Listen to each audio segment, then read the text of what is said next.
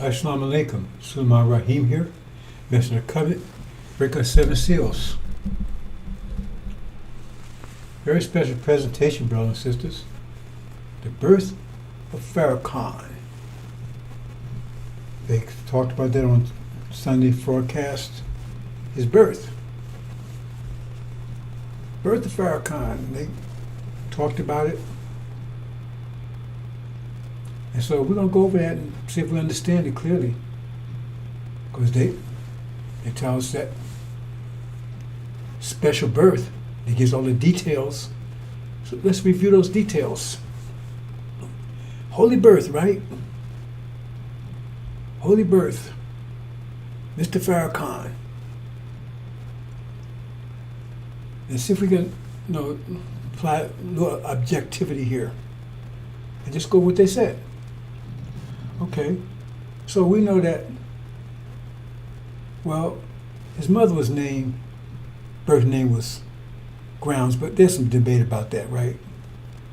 But we know his first name is Louis Eugene, and she wasn't, well, they say she, well, that's we'll leave it there. I won't leave it open. Because some say she was married, she wasn't married, or whatever, right? But at any rate, see, she's giving birth here. Here's the mother, and that's Farrakhan. And so let's look at this. Let's see what they had to say about it. You see the prophecy, and according to him, he's Aaron. There's his mother. There's him. His baby. And the prophecy, he would be lead the nation of Islam. Right? And that, if it goes Aaron's story, that's right. And if you go to Peter's story, right, well, he would get charged too. But you got to read that story very carefully, right? But anyway, so in this rock I build my church, and the gates of hell will not prevail against it. And if you better analyze what it means, that the gates of hell will not prevail against it, that means the gates of hell fail. And if the gates of hell fail, and that's the gates between the church and hell, then what does that mean? You think about it. Think about it. Now, gates of hell is between the church and hell, right? And the gates of hell are designed to keep the inmates of hell in. So if it doesn't prevail, that means it failed. So if it failed, that what happens? Okay, let's move on. So this is the prophecy, right? She gave birth to this child. That's supposed to be Aaron, right? Okay, let's move on. And according to them, right, this is holy. God set this up. God prepared a special womb. That's what they're saying. So, and they said God is a man, so that must be Master Prophet Muhammad talking about, right? Because they're not talking about Master Prophet Muhammad, then what God are they talking about then? I mean, they say is God is a man. So if God is a man, like they say, then the Master Prophet Muhammad had to be set this whole, right? He prepared this womb, special womb. It says a special womb and a special woman. A special womb and a special woman for this special birth. That's what they said. Go check it out. So he must be talking Master Prophet Muhammad, right? So let's add it up. Just a little add subtraction here. So he must be the one inspiring all of this. Okay? Special womb, special woman. Right? And then she's pregnant with him. Right? You know, the womb, she's not pregnant yet, right? But well, she's going to be, I'm sure that, right? But he's prepared, he had to prepare the womb, right? Prepare the woman, and then he has to get, right? The conception. The womb has to prepare the woman for the conception, right? And then comes conception. So, but God is responsible for all this, right? So then they tell you, now this Farrakhan's words, right? We have the tapes. He's saying his father is Jewish. But see, he says sometimes, he says that light-skinned Jamaican. So it's something he got different stories all the time. So which one's right, Farrakhan? Because you said your father's parents are Portuguese Jews. So that make your father a Jew, right? But he says and he's Portuguese. I mean, he's not Jamaican. If he's Portuguese, he's Caucasian. And we have a picture of him. His name is Percival Clark. Google it. So he's Caucasian. He's not a light-skinned Jamaican. I mean, he might be Jamaican. That doesn't mean he's black. I mean, you got black folk called some American. That don't mean that's nationality. It's not your ethnicity. But anyway, he's Caucasian. And see, biology tells us, I mean, we do believe in biology, right? Biology tells us that you are what your father is, the seed. The seed is what, right? The seed is what, right? The egg just like bakes it. But the ingredients is in the seed. So you are what your father is. And that's one of the reasons why almost all culture there is have the women take the man's name so they can track the seed. Because when they get married, they take the man's last name so they can track the seed. They ain't tracking the egg, they're tracking the seed. See? So, and he says, his father, he says it, but then sometimes he says he's Jamaican, which he could be Jamaican, he could be living in Jamaica, that make him Jamaican. It still don't change the fact he's Caucasian. Right? See? And a Jew. So if that's true, and that's Google says, so unless Google's lying, and unless Farrakhan's lying, he said he doesn't lie, they say he never lies, right? Then his father's Jewish and Caucasian. That makes Farrakhan Jewish and Caucasian by the Jewish law. That makes Farrakhan a Jew and Caucasian. Okay? I mean, we're just following the birth thing now. We're just walking through. Right? So then we get two stories. Now, they didn't say this Sunday, but Farrakhan has said this on several times. He said his father, the Jamaican Jew, raped his mama. Raped her. He said on the last Savior's Day he appeared, or the one before that, I believe he said that his father raped his mother. See? And the way it characterized Sunday is that they turned his mother into, excuse the expression here, but a hoe, because they said she had sex with his father while she was living with somebody else or married to somebody else. So that's what he's saying. That's what it said Sunday. See? She had a relationship with this person. They said the nature of the relationship. They had a relationship with this person while she was living or married to another person. So they turned her into a hoe here. So which one is it? Either her mother's a hoe or her father's a rapist. I mean, it's one or other based on what he's saying. Either she's a hoe or he's a rapist, or maybe both. So he's a Jewish rapist, or she's a black hoe. I mean, that's what they're saying. That's what you call a hoe, right? If she's with somebody, she's seen with several people. I'm just reporting what they're saying, right? So, I mean, is that wrong?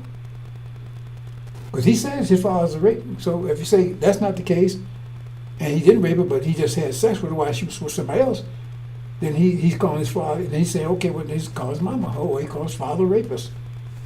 That's this Farrakhan saying this, not me. I'm just saying what they're saying. See, because they say stuff, but do you analyze what they're saying?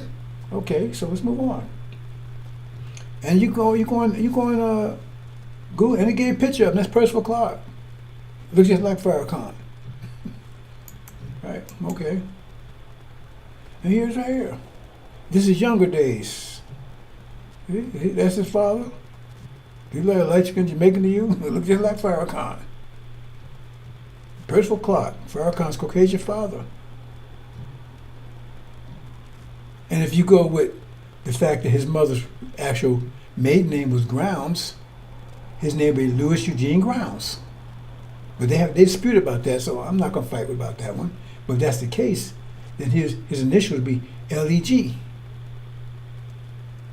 An NOI backwards, which they say Aaron would do. Aaron would turn NOI backwards. So, I mean, is that coincidence?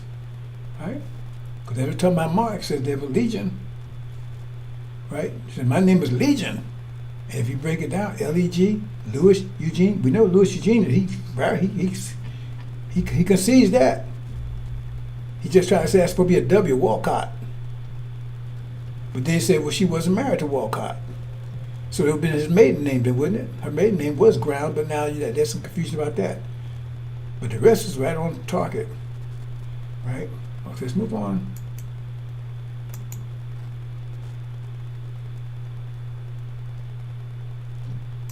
And call her grandfather the devil. That's why Elijah Muhammad never told him that. So I was there.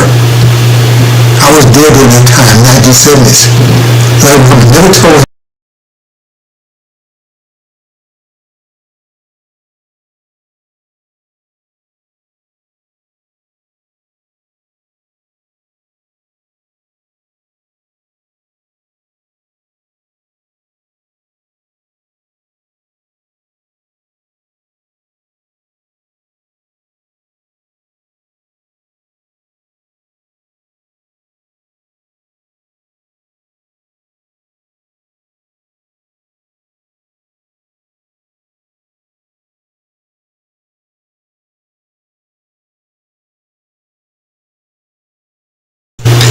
Basic biology that mother has to egg. He was alive. If you start as a sperm, he was alive, and you went to egg and you develop. But you start as a sperm, it means the sperm is a seed.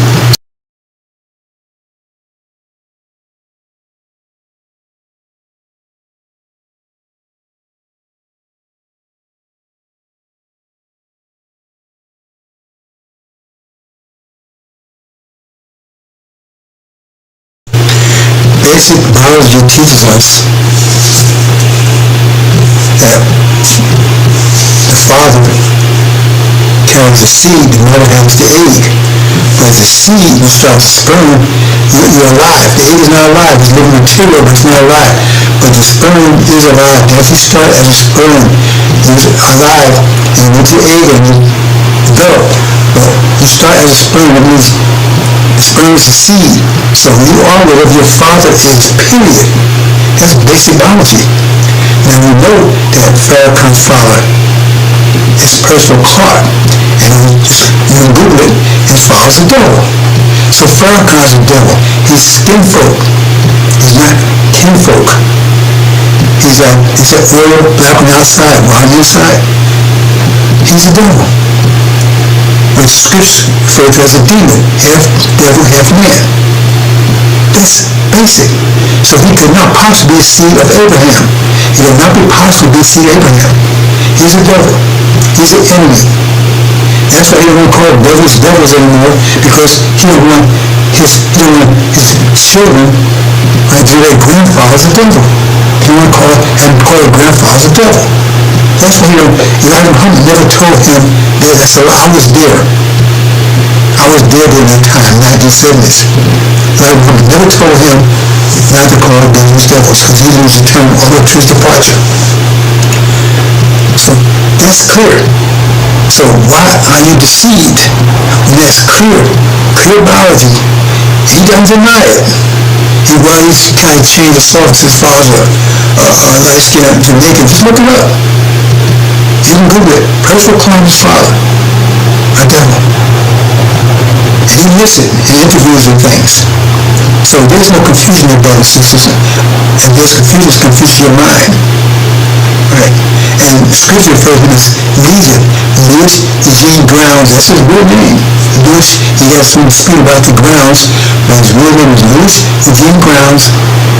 That's why Legion was demons that was confused, was betraying us, not betraying us, but deceiving us, right? Using us, right?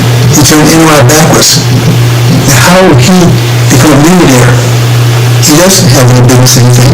And his son, who's also a devil, because he's a devil, he's a multimillionaire. He's an idiot. Think about that, right? You are what your father is. Now, the way you try to get around it is, well, it doesn't matter who your mother or father is. Really? Then why you didn't sperm egg? So God made you in the womb. That's what counts. But what are you making with? You see, and if you buy it, you buy it. Basic biology, brothers and sisters. Basic biology.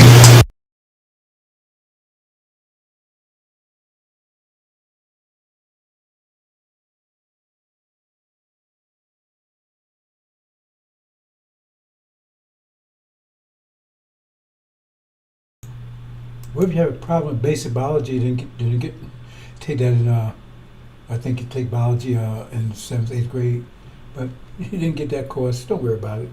Maybe that's totally wrong. Maybe I got that wrong. I'm just trying to analyze this, brothers, because I'm trying to figure out what they were saying, and I just had to mention that because if biology is correct, then that's interesting, isn't it? Because that means that identifies him in a certain way. If right, I mean, we taught biology, so unless they got biology wrong, the science is wrong, then that's the truth, right? Now, I'm just analyzing. We talking about facts here. So look at this. So then she has the baby. Remember that God's coordinated this thing. He's got this thing. He's coordinated this whole thing. This is his handle. This is his right. This is his project. Because he's gonna bring this special being into the world, the Messiah. Right.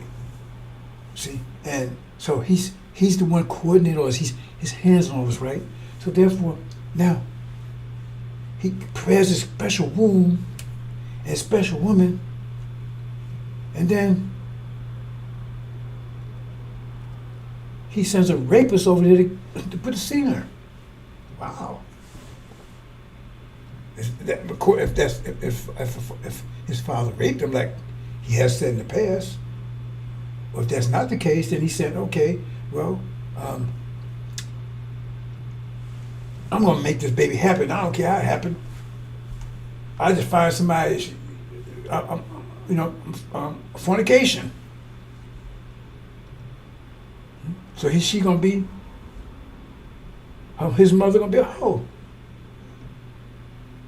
So he prepared a special womb and a special woman, and either his father's going to be a rapist or his mother's going to be a hoe. This is special. This God's doing that. God's hands on this. Now, if I say anything wrong so far, because that's what he said. She was with, she had him with another man other man she was with. And according to him, his father raped her, so it's one or the other. Or at least he's lying on both counts. Everybody's lying. So then, now the way he told the story before, right, is she tried to abort him. And the reason try to abort him, and this he changed the story all the time, right? Because she was a victim of rape. See? Or she was a victim of hoeing because she didn't want the guy she was with to know. That's the story. They tell both stories. So which one is it? Either way, she didn't want that child. The special child, and she's a special woman, a special womb that God prepared her and prepared the womb, but yet she's a special woman, right? And she's doing God's will. God prepared her to do this, yet but she wanted to destroy what God put in her womb. She wanted to destroy it.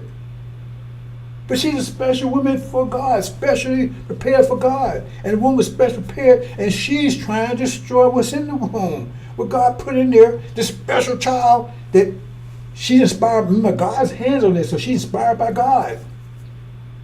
But some spirit came over her, couldn't be God's spirit. So what spirit came over her to make her want to kill that child? 3 times. 3 times. I mean, am I saying something wrong here? 3 times. So it's special. But remember, God's in control of this whole thing. His hands on it. He inspired this special woman with a special womb, with a special child. And then she's going to try to destroy it. She's a special woman. It's her special womb And she's trying to eradicate it 3 times. But she's been specially prepared by God. God's hands on her. God's spirit's in her. So would God get upset and say, maybe you better get rid of that baby? I changed my mind. Is that what inspired her to do that? Or what was that all about? He's missed it. I'm just trying to understand how the whole thing fits together. Because this is what they're saying. I'm trying to put it together, make sense of it. See? So then she's trying to abort him 3 times and she fails. So now what, God stopped her? And then he says, once he's born, right? She said she had to whoop his ass all the time. Oh, excuse me. Whoop his behind, spank him all the time because he was lying all the time. He has got a lot of spank. Well, why was he lying? You know, my father was tough. I said my father was hard. He was hardcore. And my mother passed when I was 9. And I was him till I was 14. It was 5 hard years. And he kept a rod on my behind, but never once for lying, not ever. Nobody's ever accused me of lying except a demon wife I had one time, and she lied because she was trying to get her way. But authorities are carrying on. But no one's ever accused me of lying. And my father was hard. I mean, I got, all kind. If I got, because I was a good student, but I was unruly. And so if I messed up and teacher said some bad man class, well, my father got hold of me. I used to dread that. But not for lying. But she said he was whooping his ass all the time for lying. So is he a liar by nature? Because that must be his nature. Because she had to beat out of him.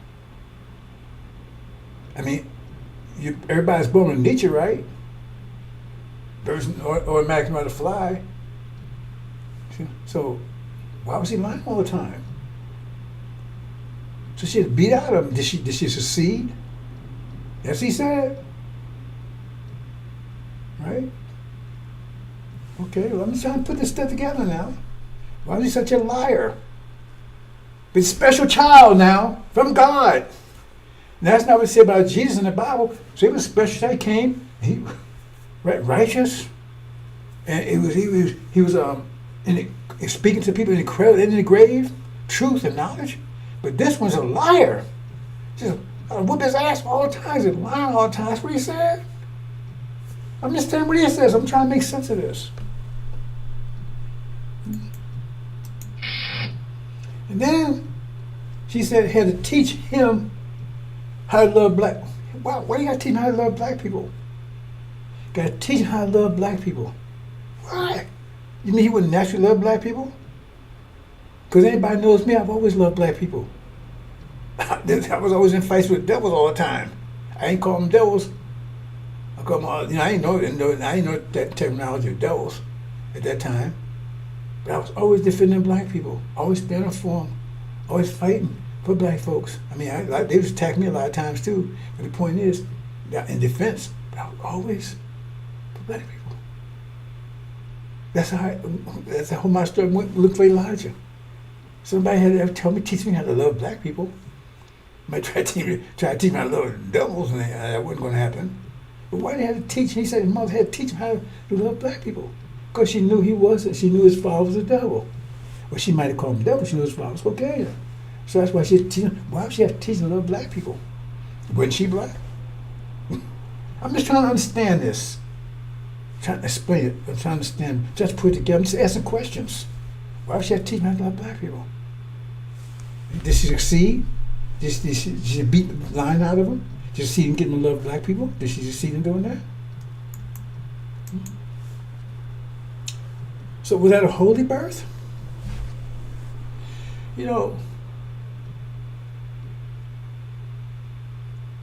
I'm trying to, we just started Jesus, right, his birth, and we're going to talk about that in a minute, right? And it's surrounded by, the God and Holy Spirit, and, and Mary was a virgin, and all these, it's pure all the way through. They said, well, here's a fornication, but that's not what the Bible says. Right? Okay. It says she was still a virgin with the time, right? And the God intervened, right? But Joseph knew about it. You understand? And the point is, Elijah said that you've got to misunderstand the whole situation anyway, because he was really Joseph's child. So it wasn't a fornication, because Mary was a virgin. And so you ask yourself, I mean, and it makes sense what Elijah said, because, I mean, but you can argue with it. Joseph was married to her. So when you marry, especially in the Middle East, you could consummate the marriage on the marriage night, right? So you mean days later they hadn't consummated when she was? No, that was his baby, right? See. But anyway, I'm not going to fight that one. I'm just saying. But the whole surrounds the whole thing is like blessed, loving, pure. But this is, man, ooh, what kind of birth is this? I mean, if I was to think what birth of a Satan, that sounds like a Satan birth to me. Everything. The child's a liar, bam. Got to teach him how to love black people, bam. His own supposed to be his people, right? His father raped his mama, or she was sleeping with other man when she was, I mean. And God supposed to have his hand in all this? What God had a hand in this? What God would have had a hand in this? I mean, if you can't come up with a birth of the devil story, that sounds more like a birth of the devil story to me. I mean, think of a birth of a devil story. Would that sound like a birth of a devil story to you? So is that a holy birth? It don't sound like a whole nothing. I don't see anything that says holy. Nothing about that birth that seems holy to me. So maybe I'm just distorted. Maybe I'm just stupid. Maybe I got Alzheimer's. I'm 76. Maybe I'm just too dumb to understand it. Because nothing in it sounds holy to me. It sounds like the birth of a devil, of a demon. Because everything in it was wicked and evil. Rapists, hoes, lying. Teaching to love their own people. When one must not have been his people. You don't have to teach birds to love birds, or cats to love cats, or dogs to love dogs, and that's doing naturally. They don't have no, they ain't wise. There's no, naturally. You don't see birds hang with birds? How do you know? They go to school to learn that? Mom teach them? There's no learn bird. So why you got to teach a bird to hang with other birds? Maybe it's not a bird. Maybe there's something wrong with it. Yeah, so I'm just asking questions. The birth of Farrakhan. So that when he turns hypocrite on me, the whole world will see him. I'm telling you what he said. I died with the people. I mean, it's like he had taken a spoke and drove it right through my house.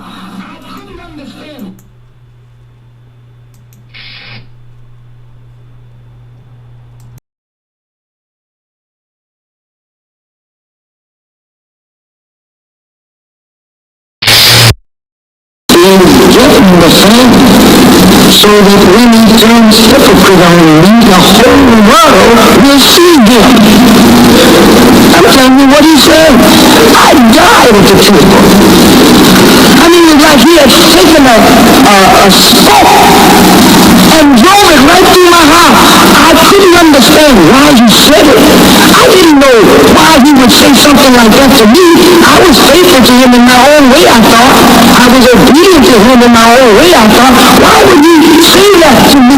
It is because he knew tomorrow better than I knew yesterday. And I lived through yesterday and don't know what tomorrow is, but that man saw tomorrow. He was the most perfect guy that ever could come to a people, brother and sister. But we blew it, man, because we so hateful of our black selves that we didn't believe that God would dare take a black man and not only make him a messenger, but more than a messenger, deposit in the man himself and make a God out of him for you and me. Now listen, brother, I'm not saying here that man Elijah Muhammad is the most profound individual you will ever meet. I don't give a dark on it. You live to be a million. And those of us that walk with him in faithlessness, walk with him in doubt and in suspicion of his divinity, know it better now than we ever knew it while he was among us. We know it now. Look, and I say this with deep humility, man, it pains me to open myself up and see a hypocrite laying inside. How else can a man be healed unless he's opened up to the light and the thing that is in him that is not pleasing to God be removed? You understand? Now here's the messenger looking at me. And because Malcolm told me that the messenger was jealous, and members of the messenger's family had dropped it out that the messenger was jealous, I began to entertain the thought because I couldn't see the future.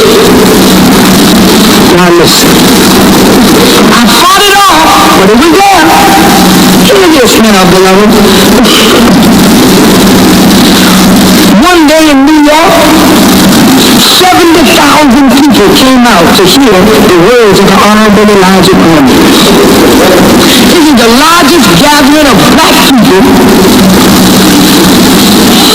really, I think, in the history of our sojourn in America, to listen to a black man teach wisdom.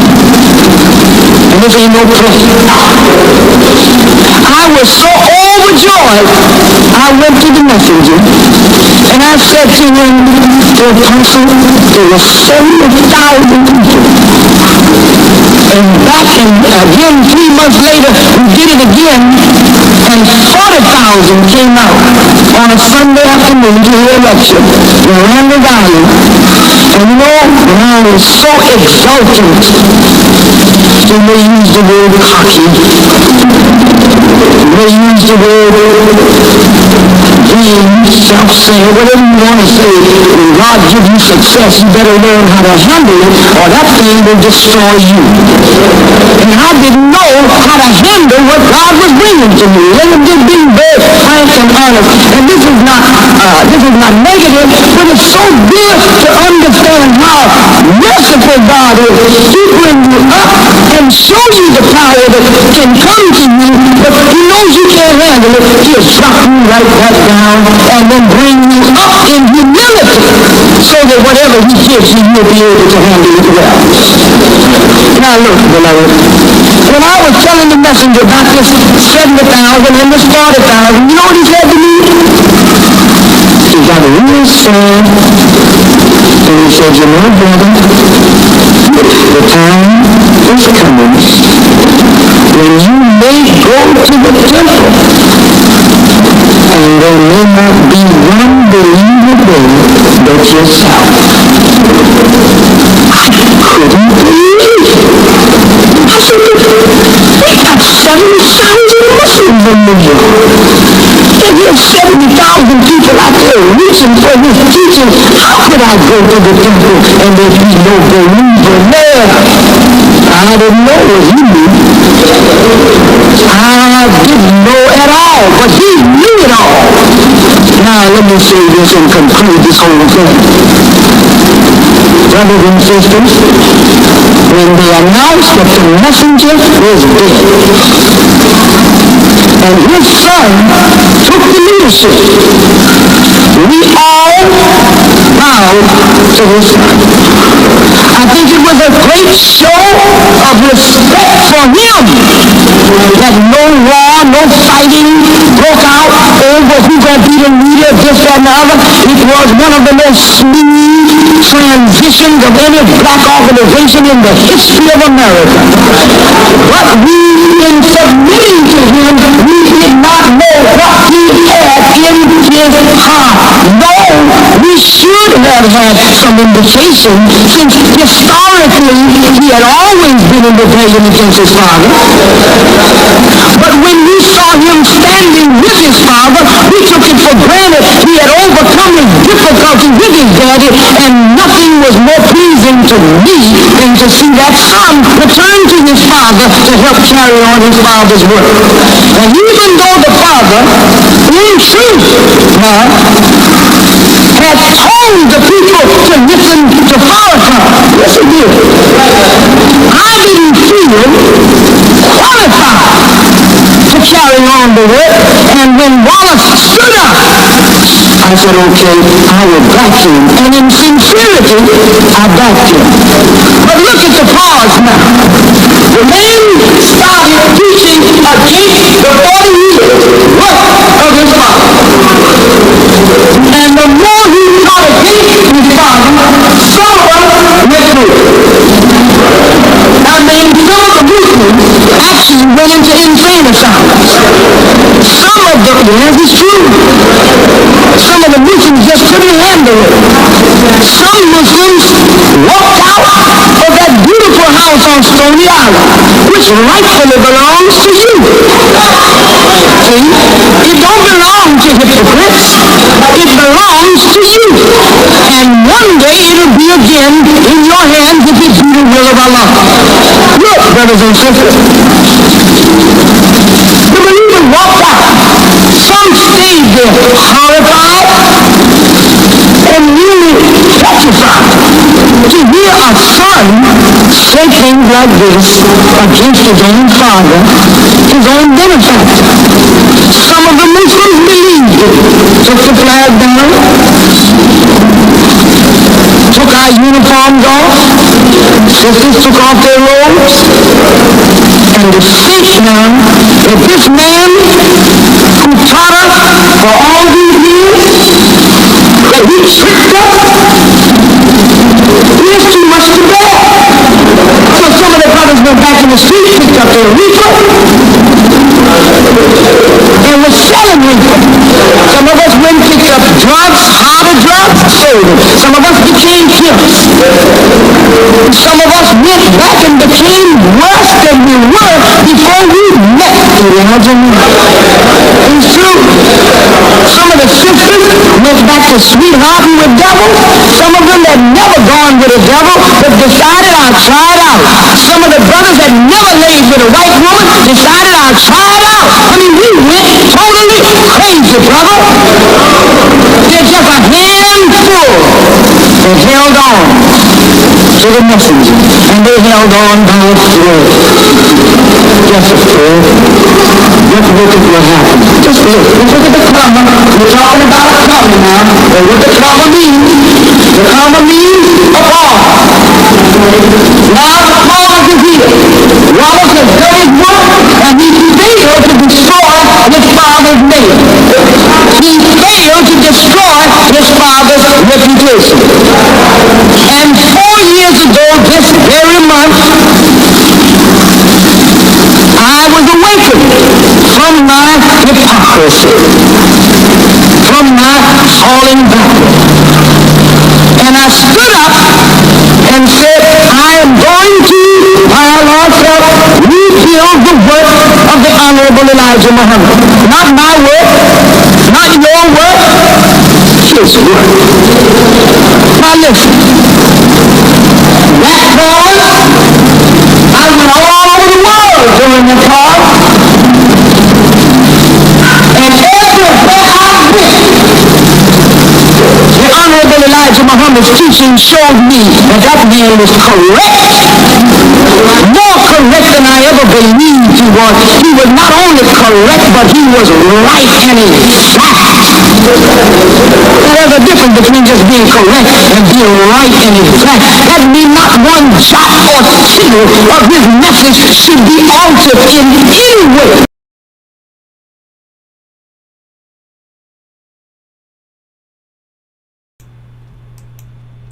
Okay, brothers and sisters, now you're going to believe him? He says he never lies. That's what it says, son. He never lies. He never lies. Never lies. But there's a bunch of lies in there. So you're going to believe him because he says If he never lies, hold on, brothers and sisters. One second. Let me stop this.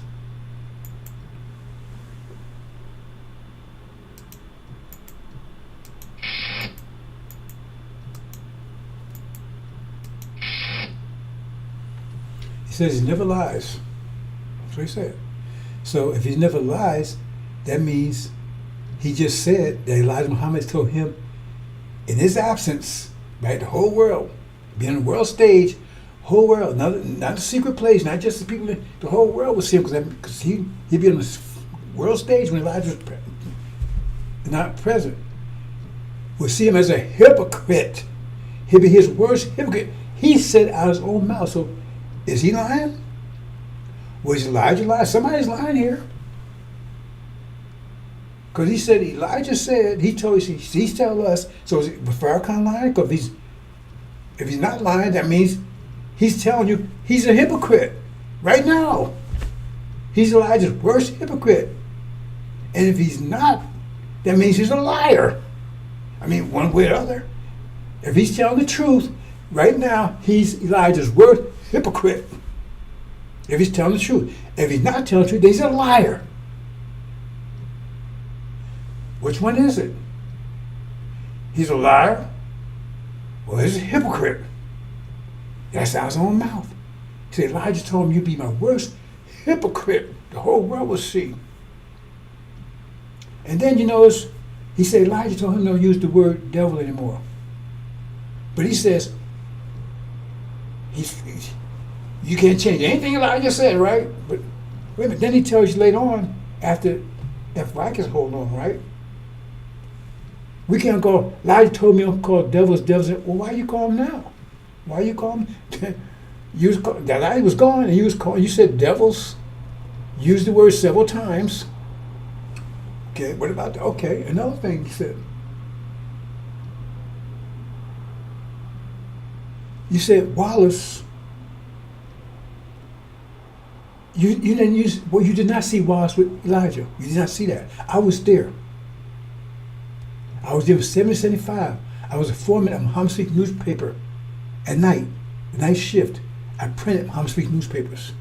I was the foreman between 1970 and 1975. You understand? And Wallace was who was banned, exiled from Nation of Islam. He was banned. He couldn't have any association with not even his own family. He had no association. He couldn't even talk to his own mother. Elijah had banned him totally because of what he was doing. He was banned. He was officially out. Only reason why they allowed him to come back when they said his father passed, out of sympathy because that's his father, right? He was just supposed to come for the funeral and that's it. But you never had the funeral. That's no story. Right? That's all. That's the only reason. He was fished out. So when Farrakhan says, well, he didn't stand with the messenger because he was officially out. The messenger threw it out. I was there. I knew Wallace. See? And so they let him on the flat. So how did he take over? Because Farrakhan was the top guy. See? So how come Farrakhan got punked like that? Because Wallace should never had anything to do with it. Well, Elijah, and they knew what he would do. It was like they thought, no, that's right, he was his father. He wouldn't stand. How would he stand with his father when he was officially out? He was not. They knew what Wallace was going to do. So it wasn't no mistake. I was there. I knew exactly what to do. I knew what his history was. On top of that, what he says, well, he says he's start talking against, well, then how come you were still there then? You stayed with him over a year. Almost, what, 2 years? You stayed with him until they got that money. Because you could have stopped them. You was the top person. You could have stopped them from taking that money. But you didn't. Because you stood in the background, didn't say anything. So he went there. And because Elijah Muhammad left all the money in the hands of in the nation. He wasn't rich. When he left, all the money, all the nation's problem, everything was in the name of the believers, because they're the ones that built it anyway. That was in the name of the believers. And they got mad, the family got mad because they said that belongs to them. And so they punked Farrakhan, because Farrakhan could, when he had standing, if you look what standing means, He could have said, no, that money belongs to me. No, he stood back. They told him they would give him a piece of it. So he didn't. There was no challenge to what they was doing in the court. He could have challenged them. And he could have won because he'd been the representative of the Nation of Islam, and Wallace was not. That Wallace and their family went to the court and said that belonged to my father. There was no contest. Nobody spoke up against it for the Nation of Islam. And Farrakhan stands for the Nation of Islam. No, he did not. He didn't stand for the believers. He was going to go and compete for that money himself. He thought he was going to get a piece of it himself. He stood back and they said, the damn thing, they got that money. When they got that money, they liquidated everything, got rid of property and everything else. Got rid of everything. And the thing is, after they got everything, they didn't give him anything. They punked him. See, it's always you stay in the background, don't say anything. They gave him nothing. That's why he was ran out to Arizona, wherever he was, trying to get back on stage with Calypso. He didn't have no money because they punked him. That's the real story. But while he was with Wallace during that time, while he was getting that money, I think it's a year, 2 years. I don't know how long it took. But he was bad mouthing Wallace too. We got him on tape doing it. He was bad mouthing the Master too, and Master Farrakhan Muhammad. So you're trying to say Wallace doing it? He was. So if he said right there, he started doing it. So why was you still with him for 2 years then? Why was you still with him if you said he started doing it right away? Why was you still there? I'm just asking questions. Why was you still there? And we got you on tape, bad mouthing Messenger, bad mouthing Master Farrakhan Muhammad too. We got on tape. You said you didn't believe in him, man. You didn't believe in him. You didn't believe Elijah was the messenger. You didn't believe Master Farrakhan Muhammad. You thought Prophet Muhammad was the last one. We got you on tape saying it. So, are you a liar? And you said you're not. They said that's what he said Sunday. He never lies. So if he never lies, then how do you make sense of that? Because he's saying out his own mouth.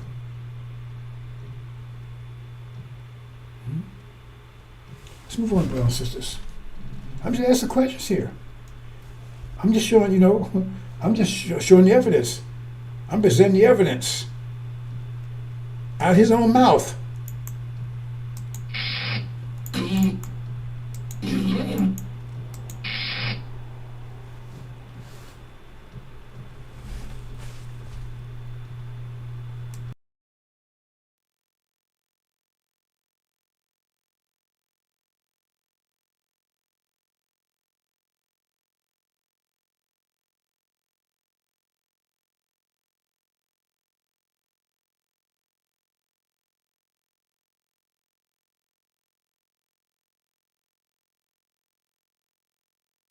Although the Nation of Islam, does not presently advocate violence by its members, the group does preach hatred of the white race and racial separatism.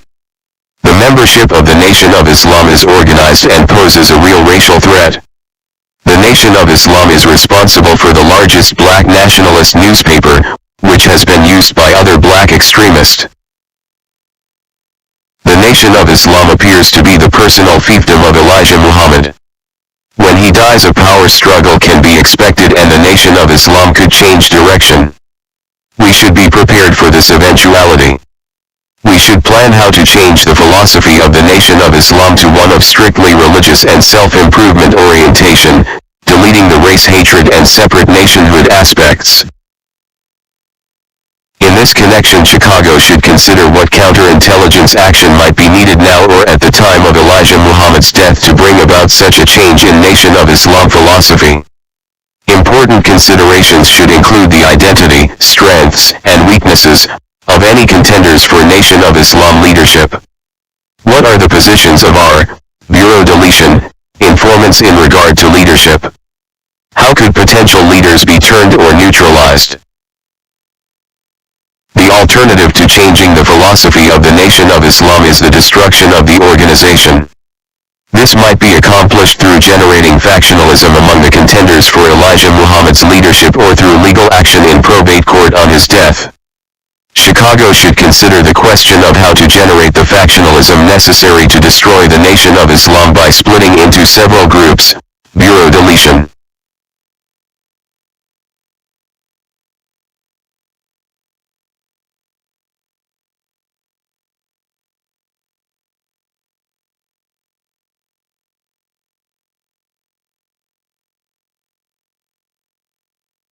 you think that the FBI just folded and walked away? Read this document carefully. Did not the FBI accomplish each of their goals? Did not Farrakhan deliver everything the FBI wanted?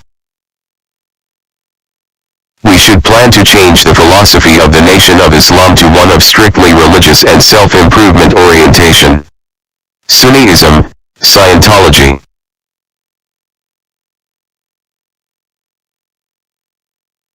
Deleting the race hatred.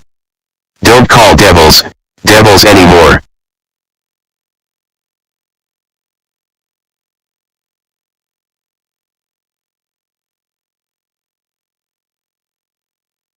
Deleting the separate nationhood aspects. We ain't going nowhere. No existing economic program.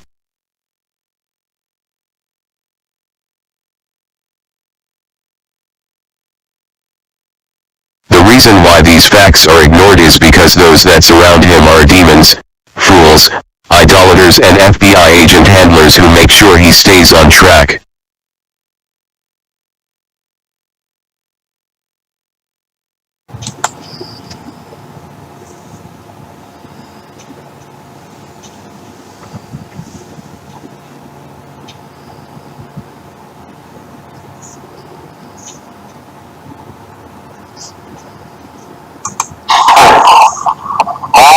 Brothers and sisters, this is very class to people to accept today. Imagine our parents standing hard to return to their native land and people, and you here today, home to stay with the very enemy that loves our fathers and subjection to their will. You and I, turning your face from your own native land, and it back towards our own crippled home, our own enemies who have destroyed us and seeks to destroy us. How do you feel? How do you feel? Not wanting to return to your people. Yet trying to make love with the very people that destroy you and your parents. How do you feel? Ask yourself. And people today who are beating and shooting you down throughout the country, there's no justice here for you and me. Why should have you want to be separated and be returned to your? I ask you that question. Think of when your parents the eastern shore of North America, praying and praying to God to be returned to their home 400 years ago.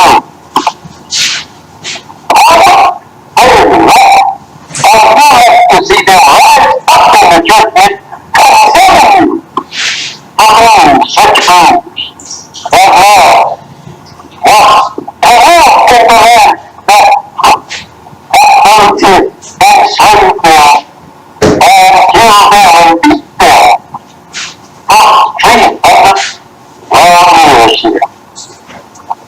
They would take them behind their boots. Wanting to be separated people to your own information for yourself after the white man said you were free. Remember that. We want a deeper education so that you will look better. But separate schools up to 16, otherwise at 18 above. Or the condition that the girls be set. Homes, colleges, and universities. We want all of our black children educated and trained by their own teachers. But a self-schooling system, we believe, will make a definition of our people. The United States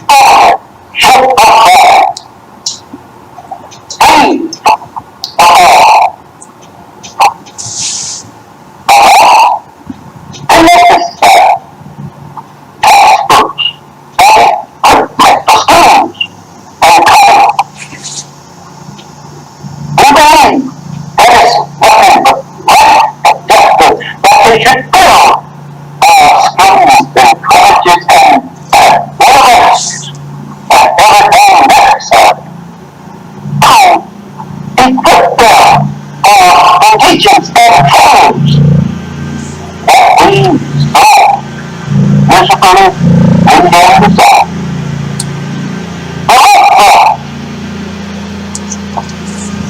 Nature taught me what way to teach them and train our people in the way of righteousness and the way of duty and of respect. We believe that economic race hatred should be prohibited between the two races. We want the religion of Islam for people who want it taught, for people without boundaries or profession. These are some of the things that we people leave us and allow that Islam is true religion of our commission. We are all Muslims of our commission. We are all Muslims. We do have some visit ourselves to do the work of Almighty God. We all the people that want nothing other than right justice. And we all the people that want clean our heart from our heart. So that's why thank you. That's all right.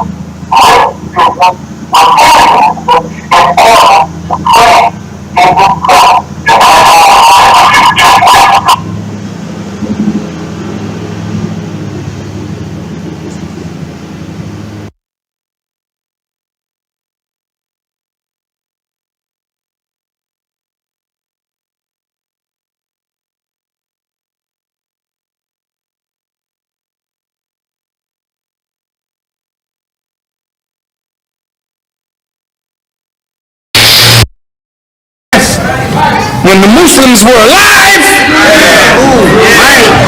I'll say it again. When the Muslims were alive, you dead as hell now on both sides. Yes, sir, Brother Minty. Yes, we are. Yes, sir.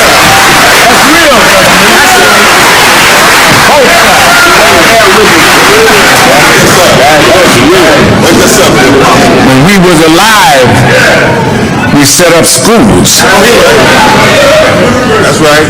When we were alive, we had supermarkets. That's right. We owned buildings. We owned farmland.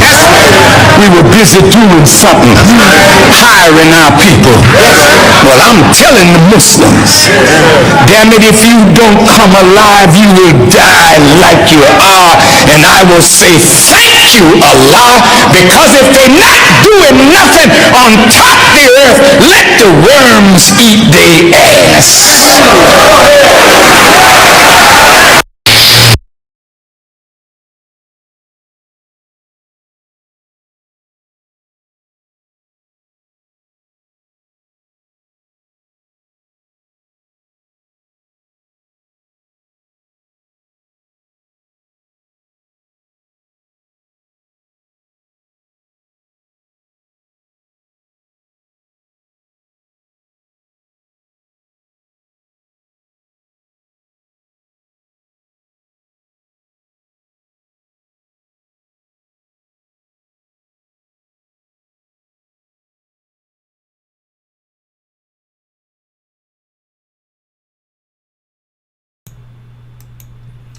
Okay, brothers and sisters, let's critique that for a minute.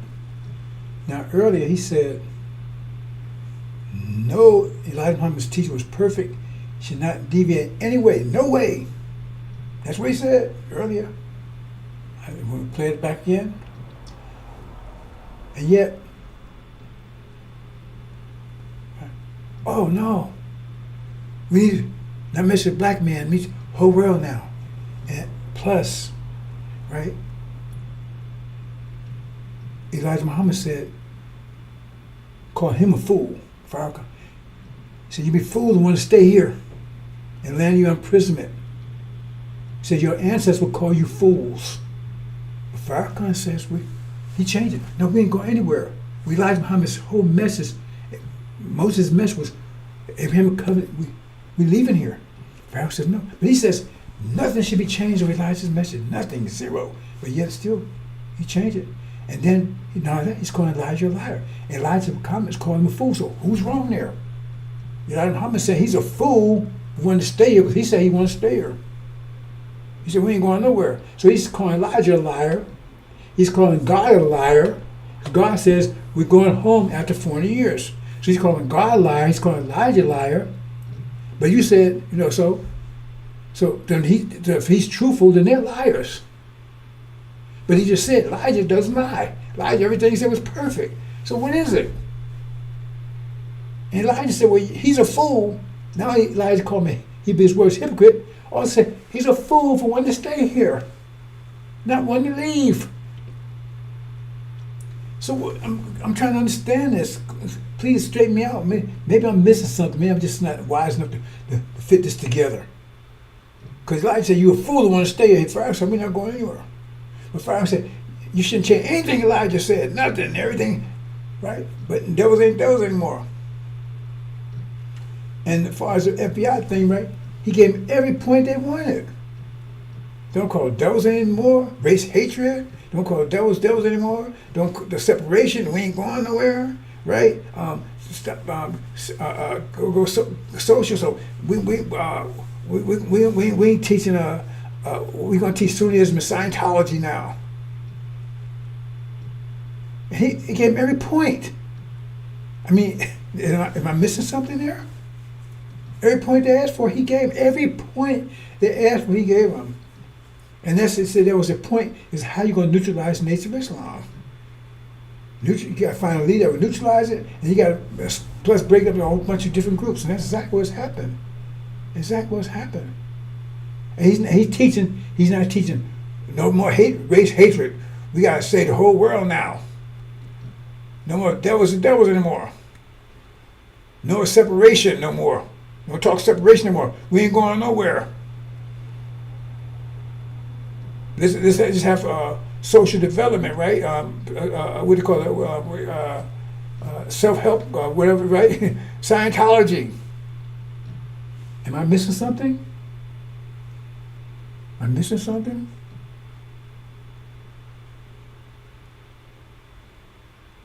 Now they neglected to say, ain't this yes Sunday? They ain't say anything about Elijah saying he'd be his worst hypocrite, Farrakhan be his worst hypocrite in his absence. And plus, they say he loves it. He always hates, he loves us so much. Really. He's very kind. He's loving. He never says anything negative.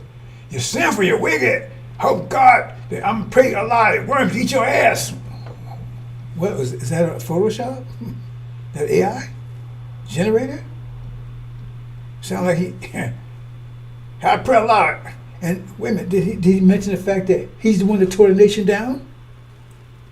It was his responsibility to hold it together. So no matter how you call it, he said, well, I didn't think I should step up and wait a minute, you were supposed to be the man in charge there. You claim that when you was a child, you thought God should point you, and you should why he picked you? You should be the one. And now you're the one. You don't. Oh, I don't think I'm worthy. I'm gonna let Walls do it. A person that you knew who was a hypocrite. Everybody knew he was a hypocrite. I knew he was a hypocrite. Everybody knew. I shook the man's hand one time when Elijah Muhammad let him come back, and he go out and badmouth the messenger and everything else in Chicago sometimes, Chicago Defender. And then when he got homeless and anything, they come running back. Oh, Dad. Dad would let him back in. He would do his job. He would stand in the place at Ishmael's, right? Because that was supposed to be his spot. Then within a month or so, he right back to badmouth his messenger. So the messenger finally threw his behind out. It was told. This time it was told. He couldn't come back talk to his family, anything. He was told exile. Total. So how did he get in charge? Everybody knew what he was going to do. And Farrakhan said he immediately started doing what he did. He immediately started doing. And I was right there. Farrakhan spoke against the messenger too. He said things like, if anybody believed the messenger 100% was a fool, he was doing it too. He went like, so he didn't stand up. They said, well, he's a shepherd. He stand for this. If the wolves come, no. When the wolves came, he ducked and ran like hell. He left the believers stranded. He said some went to mental institution, some died, some got sick. That was because of him. Couldn't stand for him. They're going to blame it on Wallace. When he was right there, when he was the one in charge. He didn't stand for the believers. And so we lost everything. I was one. I mean, like I said, my whole life was in the nature of Islam. My whole life. My car was banked to the Nature of Islam Bank. Shopped at your supermarket. Went to Islam restaurant. We went to the restaurant, right? U.S. Fish Market. Clothing store. I worked at Muhammad Speak Press as a foreman for a night shift. My whole life. And plus, I was living in the Nature of Islam apartment complex. Beautiful. I had any contact with devils at all. And a brand new car every day. I was doing good. And all that they got rid of overnight. Farrakhan, he didn't stand for the believers, plus he doesn't get a piece of it. How can they talk about that Sunday? They say, well, yeah, you had that stuff. Who tore it down? They say Native Islam fell. It didn't fall. They tore it down. Not only did they kill it, because they changed the name. They took the name NOI off and called it Balalians. They started something called Balalians. And we got Farrakhan sitting down talking about this and bad-mouthing Messenger and Master Muhammad. There was tricksters carrying on. Wallace was saying that he was bearing witness to it. So who is Farrakhan? That special holy birth that God set up? What God was that? So now he's blaming Master Muhammad. He's the one that put him in the womb. I mean, come on, brothers and sisters. Come explain this to me. Maybe I'm not spiritual enough to understand it.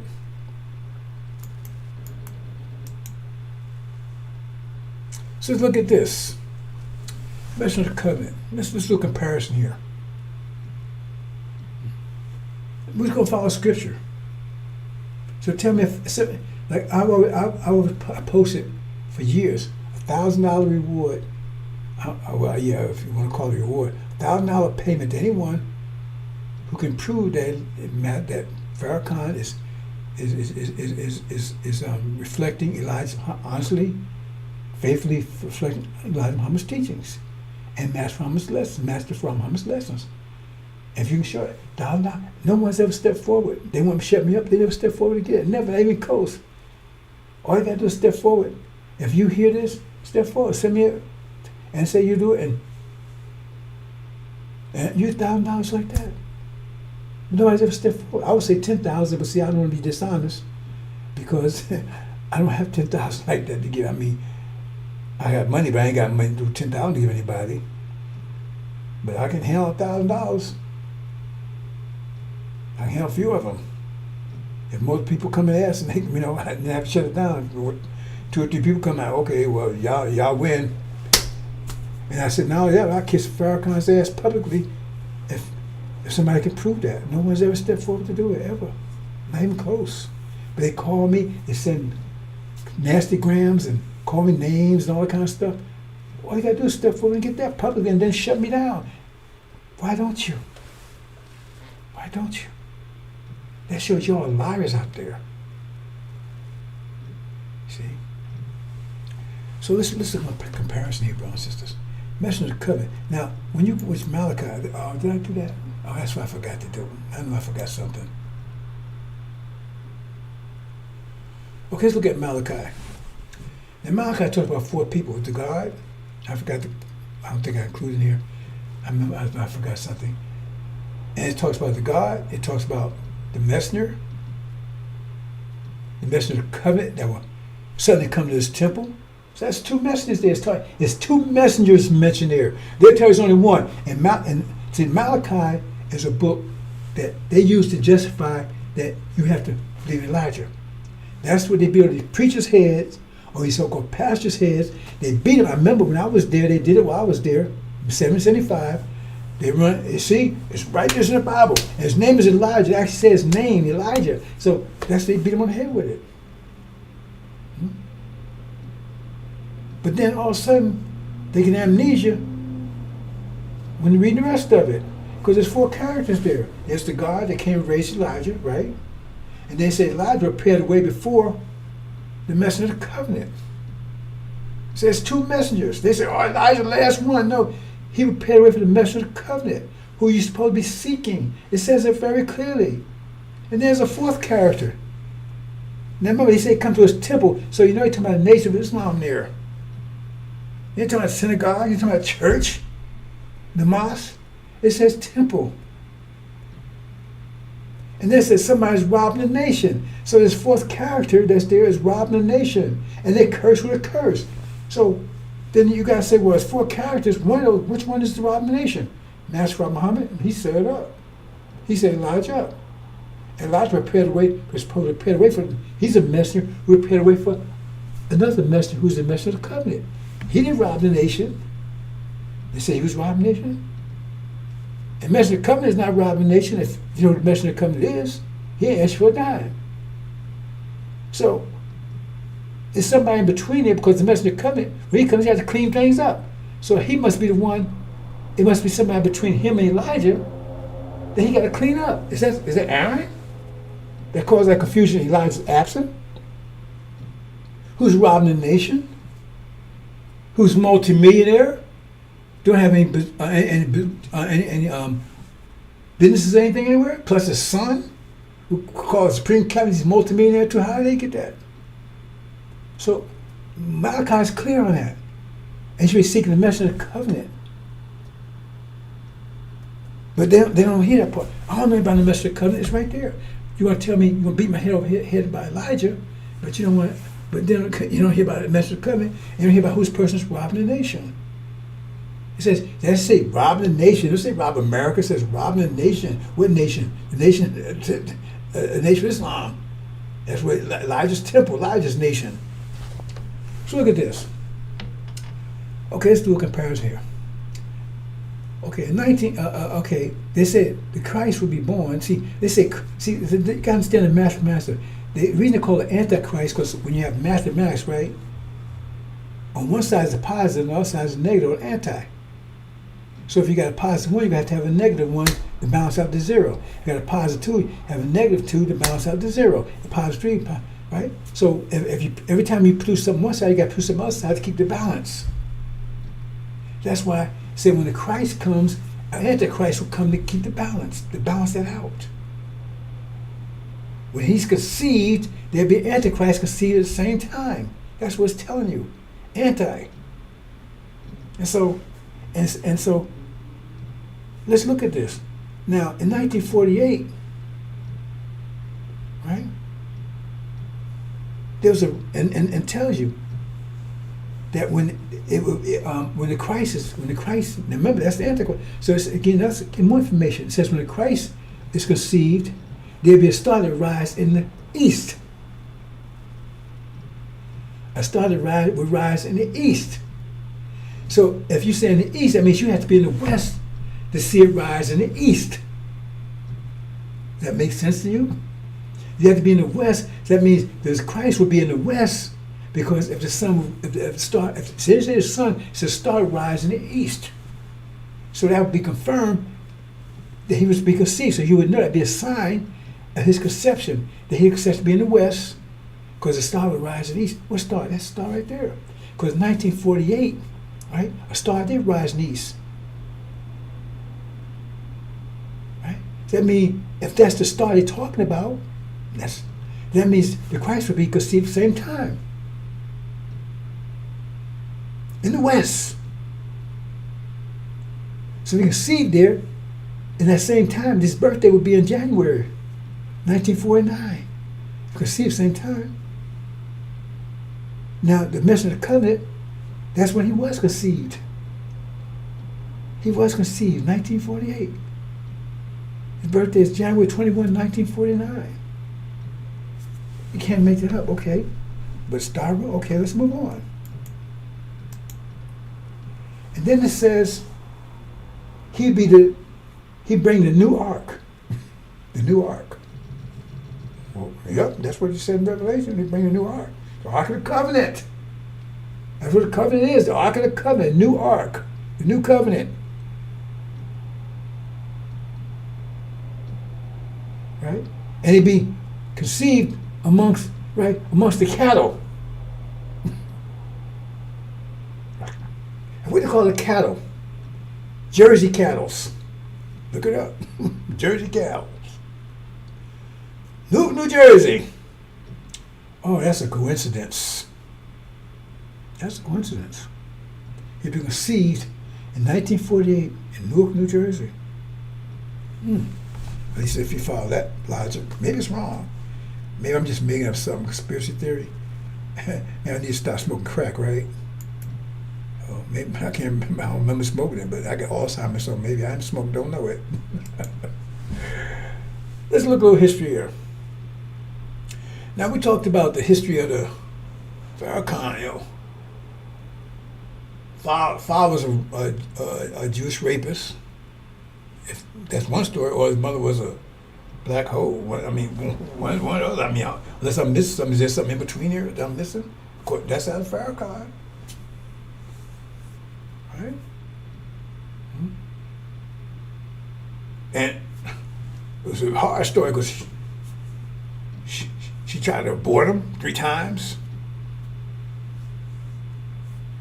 Put his lying child, which she had to beat his ass all the time, he was lying all the time. So it was on. Plus his father was a devil.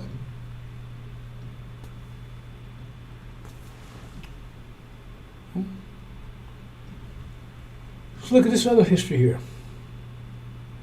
Now,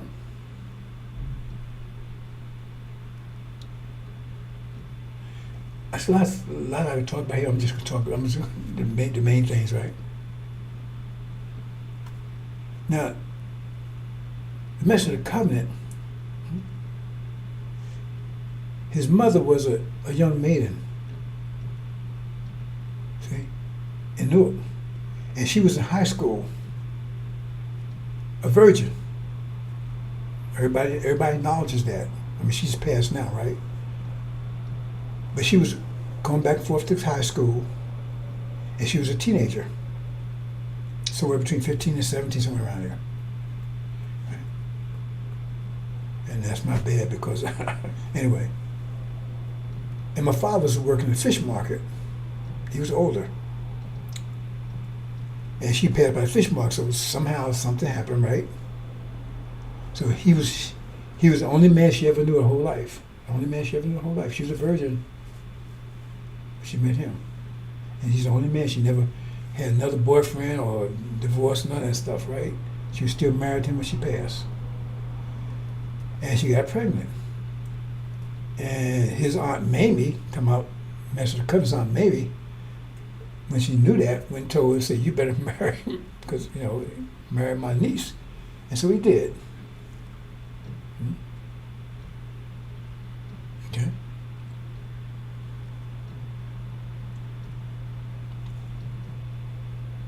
That's in a horror show to me. Okay. And so when he was born, right, there's a lot of information I'm going to leave out here, brothers and sisters. Right. But like I said, a star rose in the east, right? And he was a good child.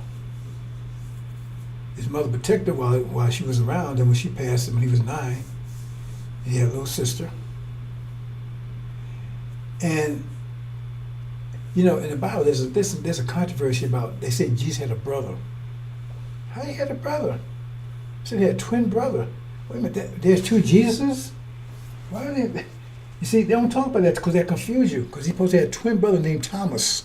A twin brother named Thomas. Twin brother named Thomas. You never heard that before? It's there. So that means there'd be 2 sons of God. If you follow that logic, so why did they tell you when you really didn't have it? So, well, why did they say his name is Thomas? Okay? Because when the Messenger of the Covenant was conceived, that's the name they gave him, Thomas. That was his name, slave named Thomas.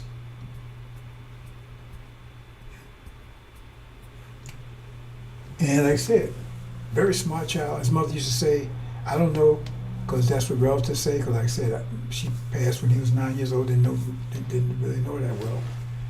But they said she would tell people he's something special about him. But she would never say what it was, I don't know. But that's the history there.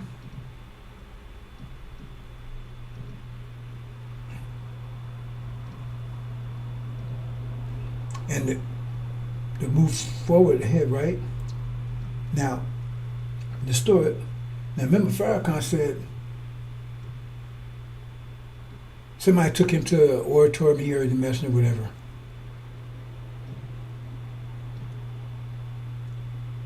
Well, let me leave that one alone because that's a long story I'm going to get into about the journey to find Elijah.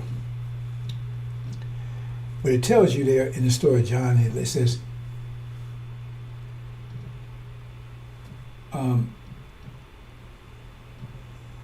Jesus came to Elijah. Elijah didn't come to him. He came near. That's no story. That's too complicated. But anyway, that's a little history here. So you make it what you will. I said during the 5 years that he was with his father, after his mother, he was tough. He was hard. So he made a man out of him because after he left, he wasn't fear of anything. But he barely was. He had to ride on him all the time, not because he was a liar. Never hit him because he was a liar. Right? Okay. The biggest problem was at school. Right? Because he would come home with all A's on the academic side, but always, and that's another issue altogether. Because I was always in trouble at school all the time. So that's another story. Anyway, that's a little history right there. Right? So like I said, his mother was a virgin. That don't sound a hard story to me. Only knew one man all life.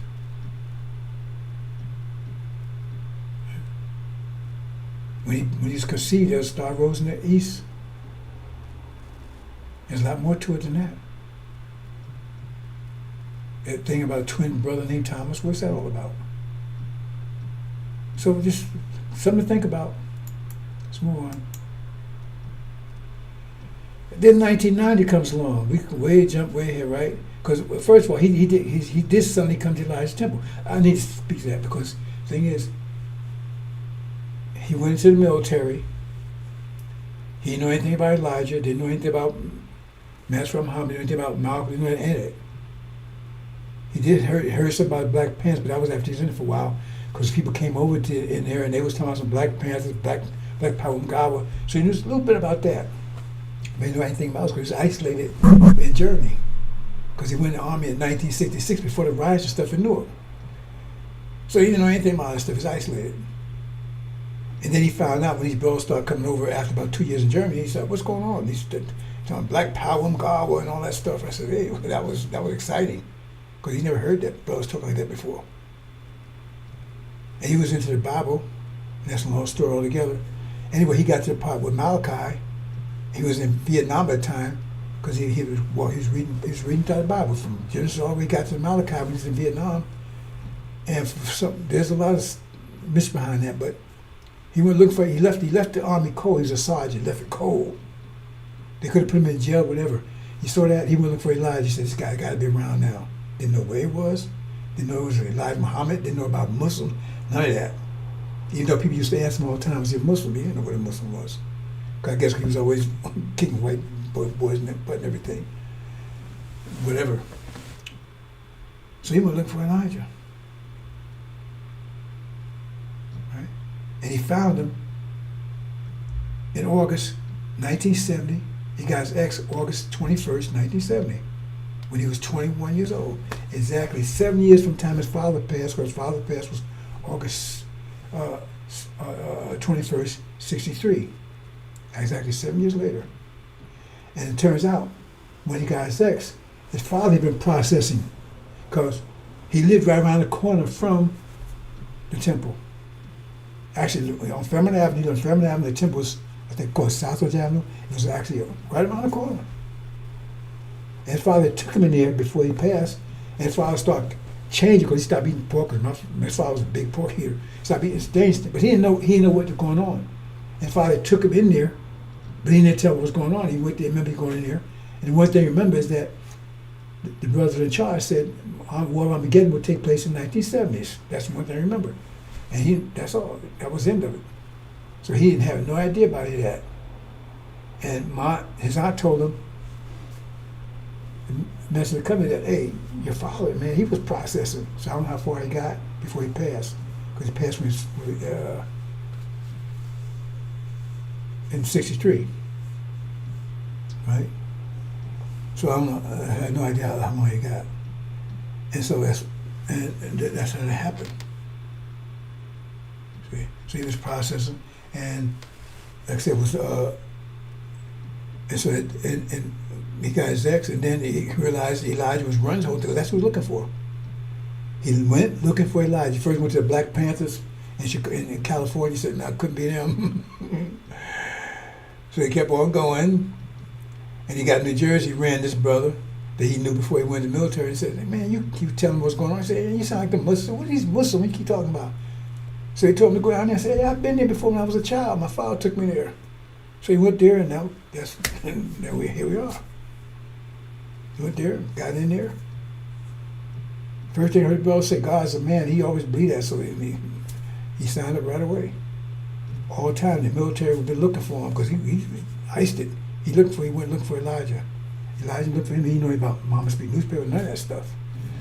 And then once he realized Elijah was running, Minister James Shabazz was a minister, so he talked to him, and it was a long story, but he ended up, by September, he was out in Chicago. That's where he was until the minister departed.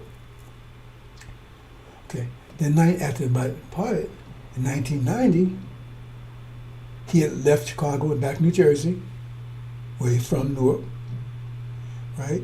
And he was, he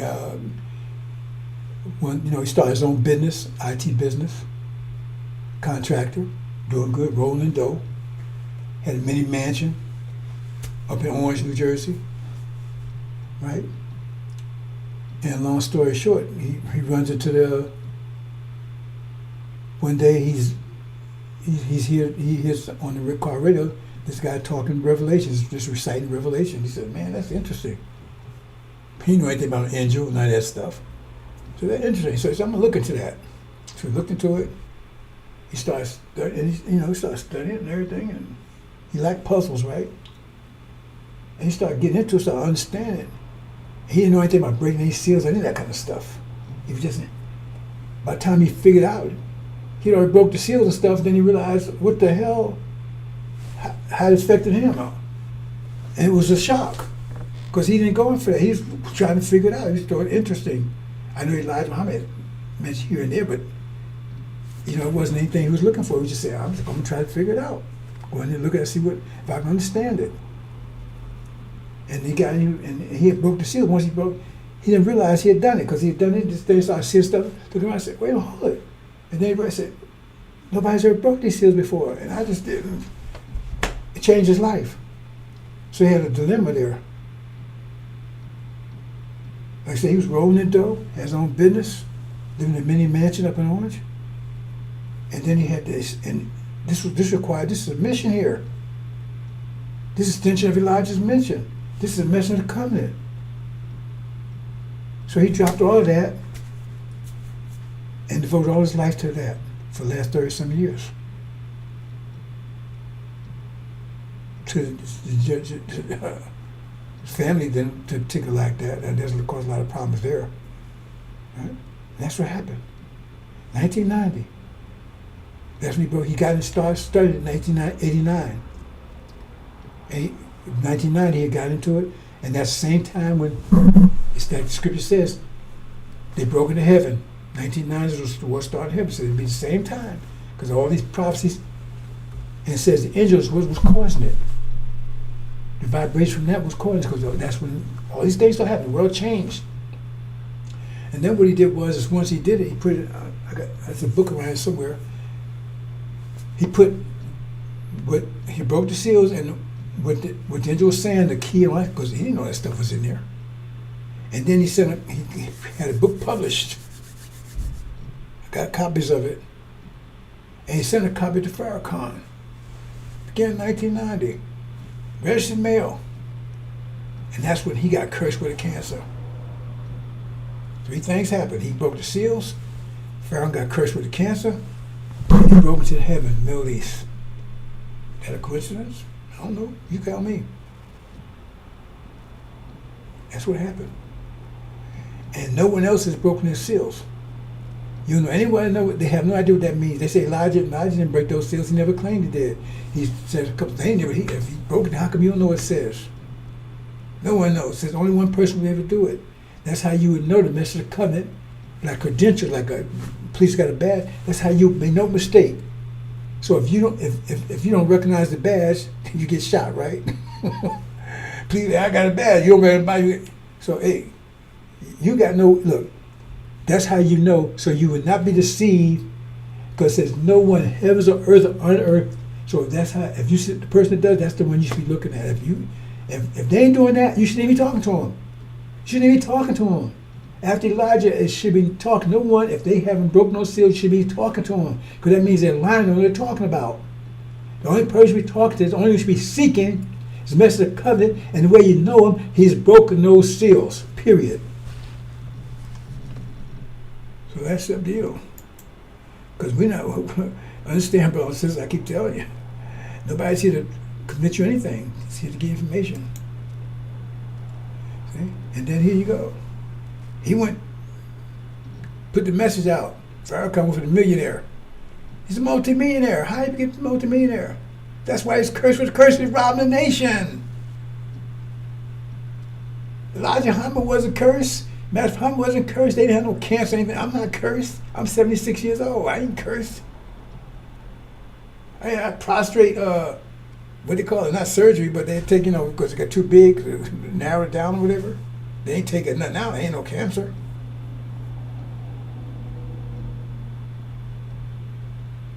Only one is him. And tell me any messenger or prophet ever come down with a disease like that, and tell me that's not a curse. Tell me any man that would not call that a curse, they got to disembowel you behind and take all your stuff out. Tell me that wouldn't be called a curse. Any man would consider it a curse. A multi-millionaire. Claiming that God told him to shut up because why? God ain't told him a damn thing. He's a damn liar. So you tell me, if somebody's lying here, if I'm lying, prove it. Show me. $1,000 on the table.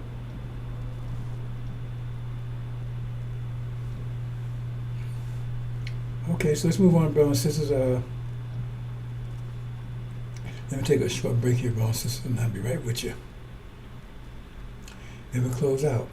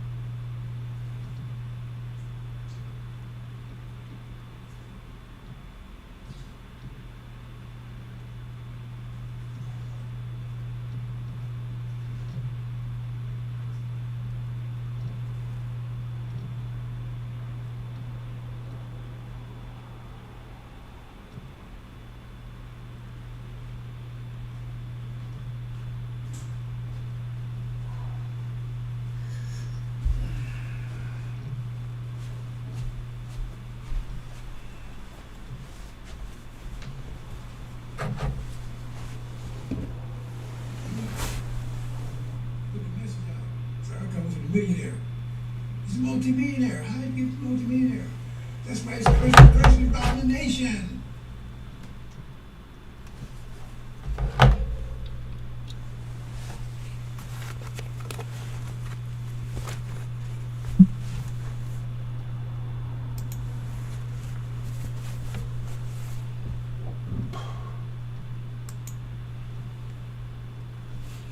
Okay, bounces, let's continue.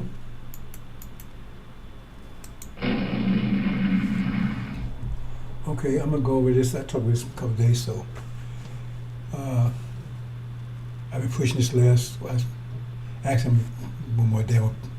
I've been talking this all week, and they try to back into it on the yesterday. If you pay close attention, right? Dead weight. Now, let me ask you one. The thing is, you got this controversy between Esau and Jacob. So God loved Jacob and hated Esau, but Esau was the lawful, rightful inheritor of the blessing, of the covenant. But he didn't respect the covenant, and so God didn't respect him, because God said, like you get somebody a brand new car, and they dog it. They amen. Like they don't care nothing. Oh yeah, oh, thank you, man. They don't take care of it. They don't really appreciate what you gave them. So after a while, he said, man, I ain't giving that fool anything anymore. Understand me? I gave him a brand new car, and he dogged it, and he said, they said, yeah, thank man, like it wasn't nothing. And that was Esau's attitude towards his inheritance. He was the oldest, but Jacob wanted it. See?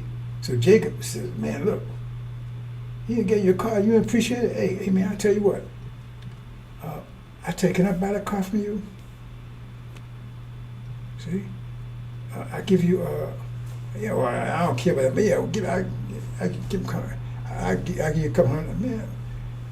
It's a car worth about $10,000. Man, I give you $500 for it. Yeah, man, go ahead, you crank it, man. Give me $500, man, so I'm going to party. He didn't care about it. And so Jacob got it. He took care of the car, cleaned it up, right?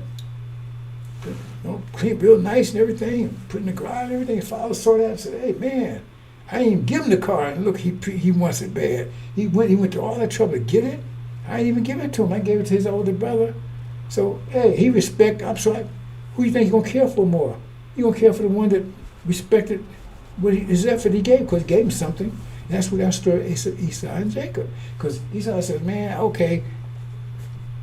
Jacob said, hey, man, I'm hungry. He said, okay, I give, if you give me a bowl of soup, man, I give you my inheritance. A bowl of soup, yeah. That's what he thought of it. So God rejected him and gave everything to Jacob. And remember, these are Levites you're talking about here. That's a story about Levites, actually. I know you said Jacob is Shabazz, right? But they're pointing at the Levites because they're in that situation right now. See, because it says they couldn't deceive the elect. They couldn't tempt them. So even though it's talking about Jacob, Esau, let me back up again. See, I got ahead of myself.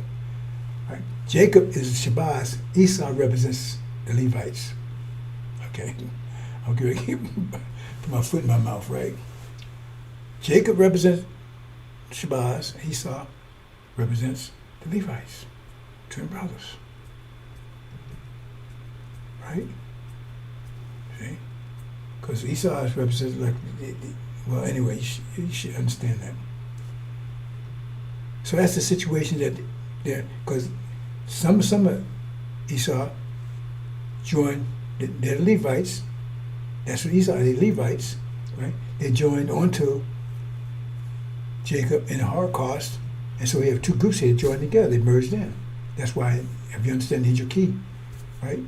They go after into our nation. They decided to come along with us. So the temptation is what's going. They want to talk about something back there. Talking about right now. They're trying to tempt your reparations. They're trying to get you to sell your birthright. Reparations. See? you got the kingdom is yours. The promise. Oh no, I'm hungry now, man. Just give me some money now. Give me a couple of states. See, I'm hungry. Give me something now. I can't wait for that. I can't wait for the promised land. I can't wait for Arabia. I can't wait for. You give me something now. And that's what it's all about.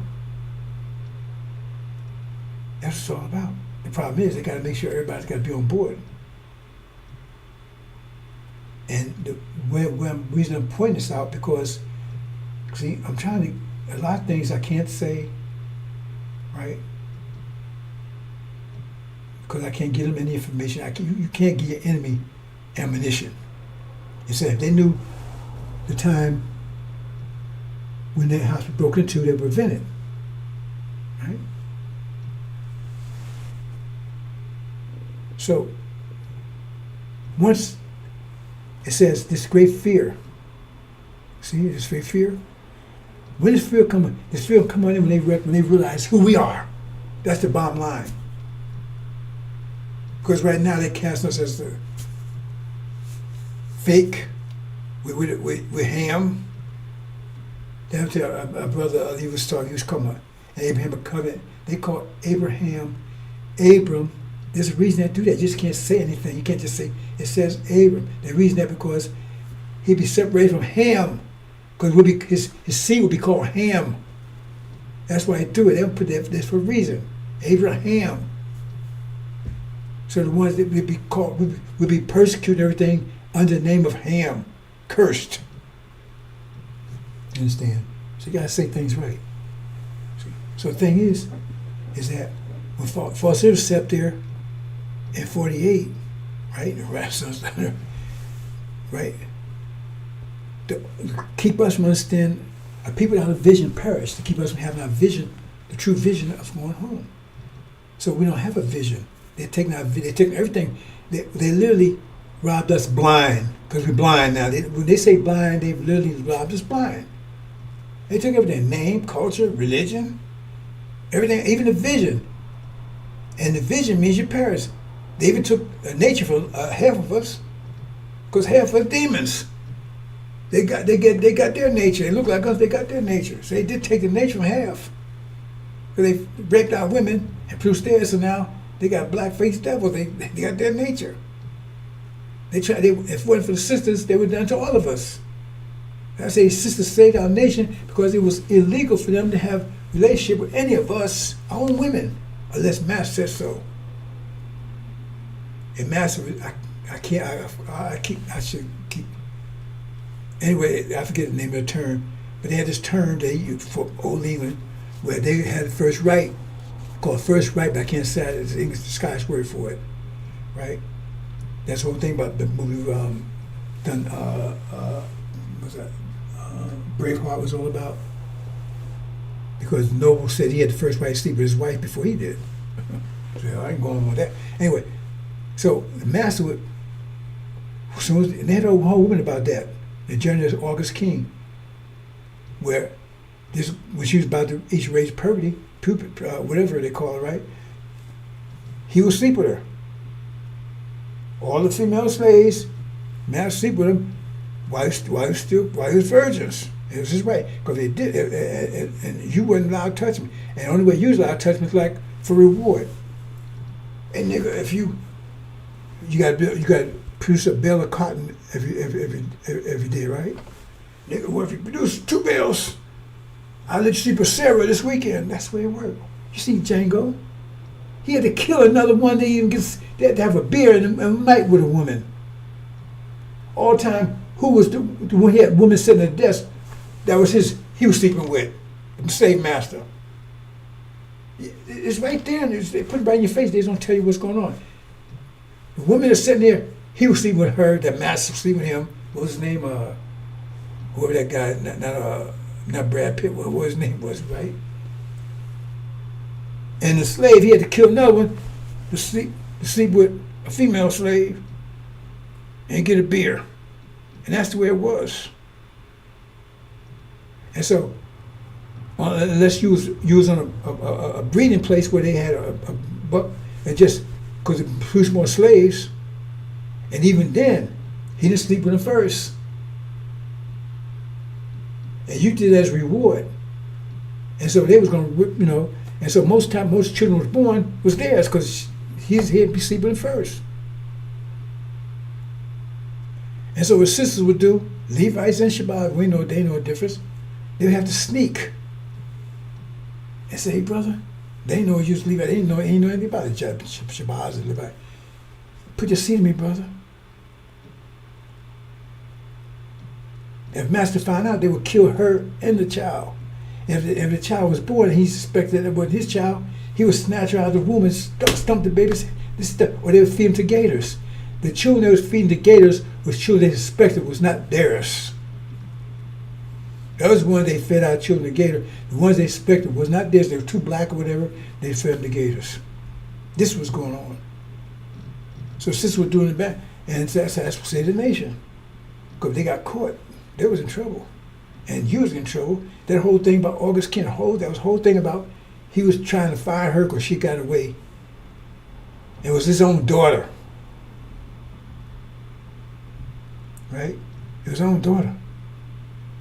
Or he had got pregnant and one of the slaves, and she had a daughter, and so she was still a slave too. And when she got old enough, she was still a virgin. He wanted to go with her, and she escaped. And he found some blacks. Every time he found a black lady that knew her, that he thought that might had any contact with her, he would cut him in half, put him up by their feet, and cut him right down the middle. It's called a movie, The Journey of August King. That's what's going on.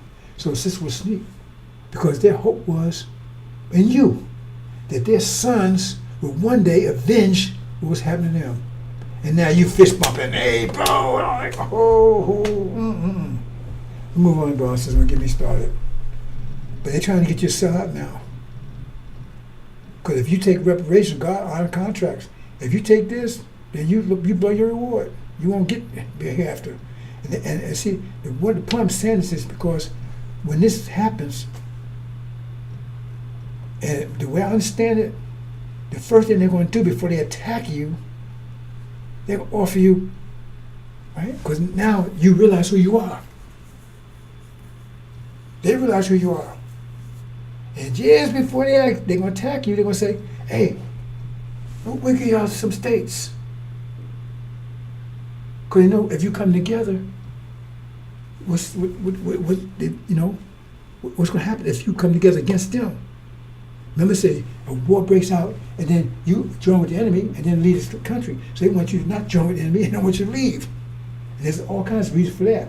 But they're trying to get you, because if you do that, then you lose your reward. Because if you accept this, you lose the reward that God had planned for you, because you say, hey, I'd rather have this. And that's the offer they're going to make to you. And when you don't accept that offer, that's when they're going to attack you. They're going to make this offer to you. Right? And everybody, see, because at that time, all hell breaks loose, the economies collapse, everything else, right? And you don't know what, you're going to be confused. People are going to be confused and everything else. Say, look, don't worry about it. We got you. We keep 3 states over here, just, we'll take care of you and all, just take 3. Well, the economy hasn't totally collapsed yet. It's about to, right? It's in the process. But see, that's what they're going to offer you just before they, and when you don't do it, that's what they're going to attack you. If you do it, then they're going to attack you, and then you go down with them. So that's a little more tidbit. That's just before they attack, because they're going to say, hey, you take, well, you don't, because right now they already know that's who you are. That's why it says their powers are shaken. And that means they're going to about to lose control of you. Or they can be in control of you is you accept reparations, and then you don't have God's protection. That means you offset the judgment, because the judgment of God's coming in because of what you. But if you say, hey man, I'm with them now, you got to judge them. I'm on it. You see, I hope you understand, bro. So move on. And look at this. Let me read this carefully. And when they came in a book from Quran, they came a book from Allah, verifying that which they have. Verifying that which they have. Right?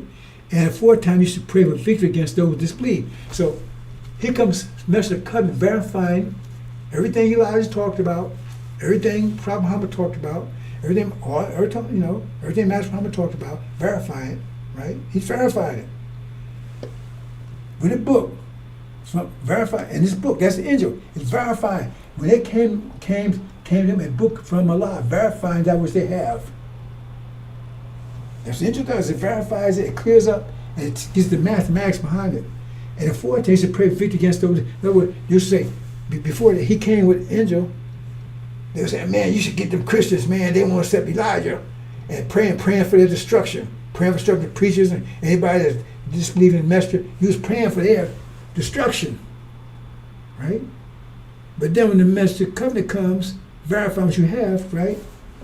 And a fourth time he's prayed victory against those who disbelieve. But then when there came that which they recognized, see, because everything Suleiman is saying, the messenger covenant, it's not something they don't recognize. You got devils. He's bearing witness to Master Muhammad, he's bearing witness to Elijah. So we going home, everything Elijah says is bearing witness to it. Bearing witness to everything Master Muhammad said. All of them devils no good. Farrakhan said some of them are good, some of it is, right? You're going, all mankind is missing, black man in America. But he's not back to the whole, he's not verifying anything, but he's verifying everything, and he's taking verify everything Master Muhammad said, everything Elijah said, right? But when they came to that which they recognized, disbelieving it, and they don't want it. So Allah cursed on disbelievers, on curse their ass. Even that which they sell their souls, that they should deny that which has built out of, that they should deny they should deny the angel, the messenger of covenant, who they should be seeking, right? Out of envy, I should send down His grace on whomsoever search, because they don't like Him, because He ain't what they want, and it ain't them. Because see, that's one of the reasons why he turned against the messenger when Master Muhammad left. Because they said, man, they didn't like him. Man, he was third grade education, man. He was short, right? And everything. They didn't like Elijah. That was part of the reason. He couldn't talk that well. He said, man, we ain't gonna follow you. It should have been one of us. We cool, man. We wearing suits, man. Look how sharp we are. I got high school education. I got a career, and we gotta listen to you. See, that's one of the reasons why he had to run for 7 years. They was chasing him. Okay? They just not allowed out of envy. I should send down His great whom said, you don't like who I sent, so you reject him, right? And I go out my way to make that happen with you, because if you are upset about how I talk, how I look, then F you. We don't give a damn, because I'm here for the people. It says man should be called, but few should be chosen. I'm here for the people that using this. If you come here because you just like me, I don't want you. And we weed your ass out of here quick. You better come here because of this, right? And out of envy, I should send out His grace whomsoever search people. They should occur wrath upon wrath. Oh, I told you, the wrath upon you. It's a wrath upon wrath. I told you. What happened to those people? I keep telling you, it's going to be like you can't imagine. You can't imagine what's about to happen to those folks over there. You can't imagine what's going to happen to them when the Lamb gets a hold of them. And there's a basing chastisement. See, it says they incur wrath upon wrath. They incur wrath now. Look, all of them are dying over there and carrying on. Every time I look around, when the main people are dead or something. Right? And there's a basing chastisement for disbelievers. There's a basing chastisement, not just a basing one. They'll be humiliated in the worst way. You can't even imagine it. Let's move on, brothers and sisters. It's right there. We don't care. So let me run through this. I'm going to go very quickly, brothers and sisters. Where we at? Yeah. This refers to what I just talked about. When Moses came. He gave, basically, if you understand what they said, they don't really have it quite right. But they say, go along with what they say, he came to get a so-called Old Testament Torah, right? And they was down with that, right? Some people didn't want that. I don't want that, man. They like mysticism and that stuff that, Roman theology, whatever they had. So, whatever. Right? They had whatever before that, idolatry, whatever. Anyway, Moses came. And soldiers came though, and they fought against him, and then Moses prevailed. Because the new season, they put these. I explaining to you, the scriptures are for each. There's different. The universe is constantly changing. So what's wise today is not wise tomorrow, right? Winter turns into spring. So what was wise in the winter, it won't work in the spring. So you get scriptures for, and it's 4 seasons every 24,000 years. 4 times 6 is 24. So we've come to a worst winter of earth, 6,000 years. That's 6,000 years of Yaqub. And it's 8,000 years later, we're in the 16,000 year. So that means what happened the other 8,000 years? They say, no more messengers, whatever. Who's going to get over? Who's going to reveal? The books are there. Somebody's got to reveal them to us. I told you, Engine's not the last book. It's the book for right now. It explains everything that's happening right now. Now the Crown explains everything that happened 1,500 years ago. It explains everything for what happened 1,500 years ago. It don't explain anything what's happening now. That's why you'll see him talking about it. Anyway, Moses came. They rejected him. And Moses, remember David and Moses and everything, they were successful. So-called Jews, they were successful. The ones that heeded Moses, right? And then when Jesus came along, I want that damn Jesus. Moses last one. Ain't that what they said? Moses last one. I don't want that. I don't want him. He's a fun, kinds of names for everything else, right? I tried to kill him, right? But season had changed. He had a new book. And so that book wasn't working anymore. How you know? Because when this book came on, this book overrode their book. And the people that followed Jesus, the Catholics, they overcame those following Moses. They overcame them. They were victorious against them. So they started a new world. World of Catholicism. And then come along Muhammad. Oh, now, because Catholic, hey, Jesus the last one. I don't hear nothing else. And they fought against Muhammad. It was new season. New season. So he brought a new season in. He brought the scripture for a new season. The people that followed that scripture overcame the people of the Catholics. And they reigned for 1,000 years. Overcame the Catholics. And they overcame them. They kept fighting them, the Crusades and everything else. But they overcame them for 1,000 years. They could not prevail against the Muhammad's followers. So Moses' followers could not prevail against Jesus' followers. Jesus' followers overwhelmed them. And then Muhammad, right? And then what happened? They talking about Adam. Oh, we're Adam. Well, when did Adam come? Adam is ruling the world now, ain't he? That means he came after Muhammad. And scriptures tell you Gog and Magog will come after Muhammad. Gog and Magog is it, right? That's Adam. They said Adam will rule the world. Muhammad didn't rule the world. Neither did Jesus, neither did Moses. But Gog and Magog has Europe is ruling the whole world. That's Adam. And they say, we don't. What they say? People follow Muhammad. That's the jinn. We're going to keep doing what you told. We're going to keep doing what you're doing. We ain't going to follow. So they're not even Muslim anymore because they refuse to submit to the will of Allah.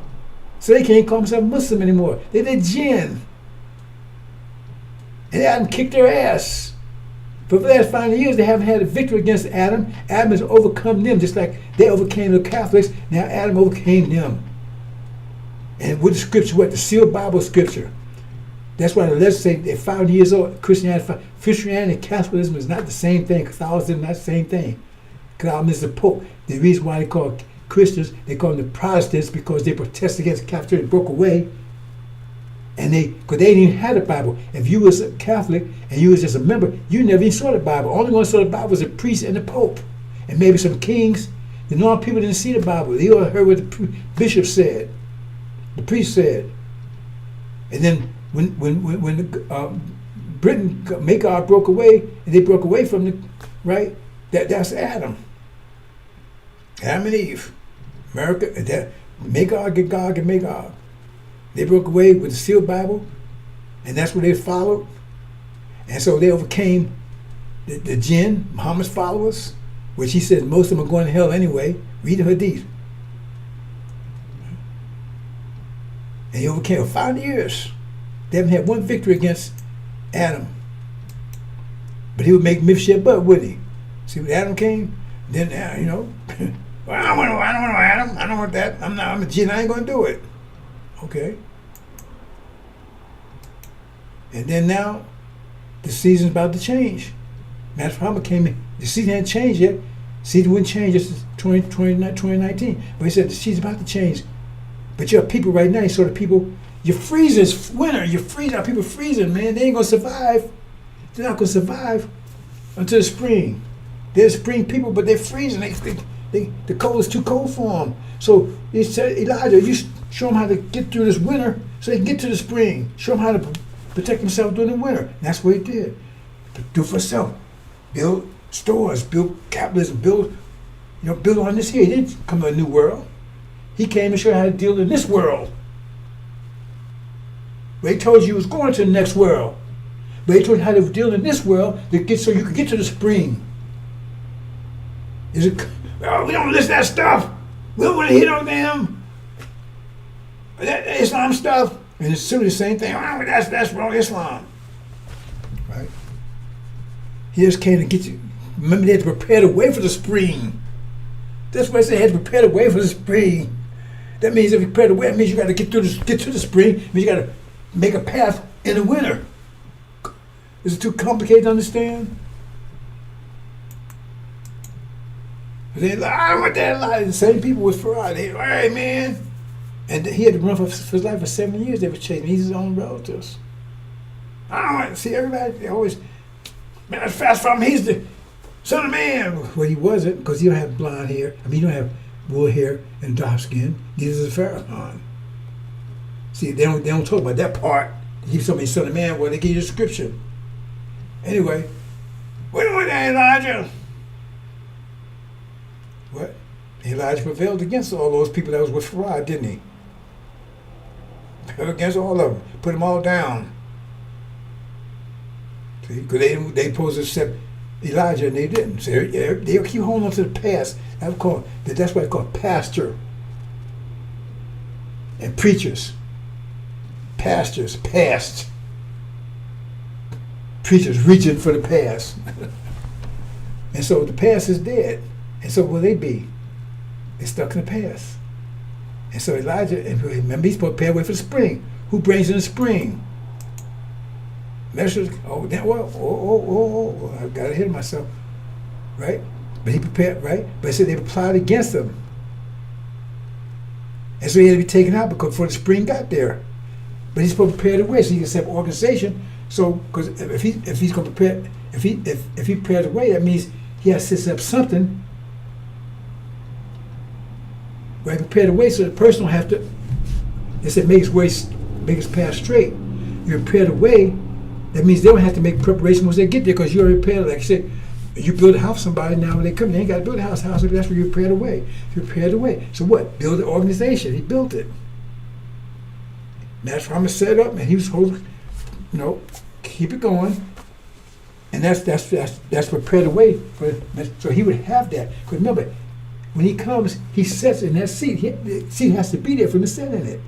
The thrones has to be cast down for him to sit there. You understand? So in order to have to be there. So the point is, if they took Elijah had to get out of the way, then somebody had to hold that down. That's what Aaron had to do. He held it down. But he corrupted it. He just held it down, but he corrupted it. He ripped it off. He stole from it. He's no damn good. It says he turned it into a laughing stock, but he held it down because otherwise Elijah prepared the way. It wasn't going to be prepared because he would have all been destroyed. So he would just hold that seed, held that said Elijah seed, held it together. But Elijah can't, now when the Son of Man, the message comes, it's there, and now he throws out him and cleans it up. But still, he ain't got to build an organization all over again. He got time to do that.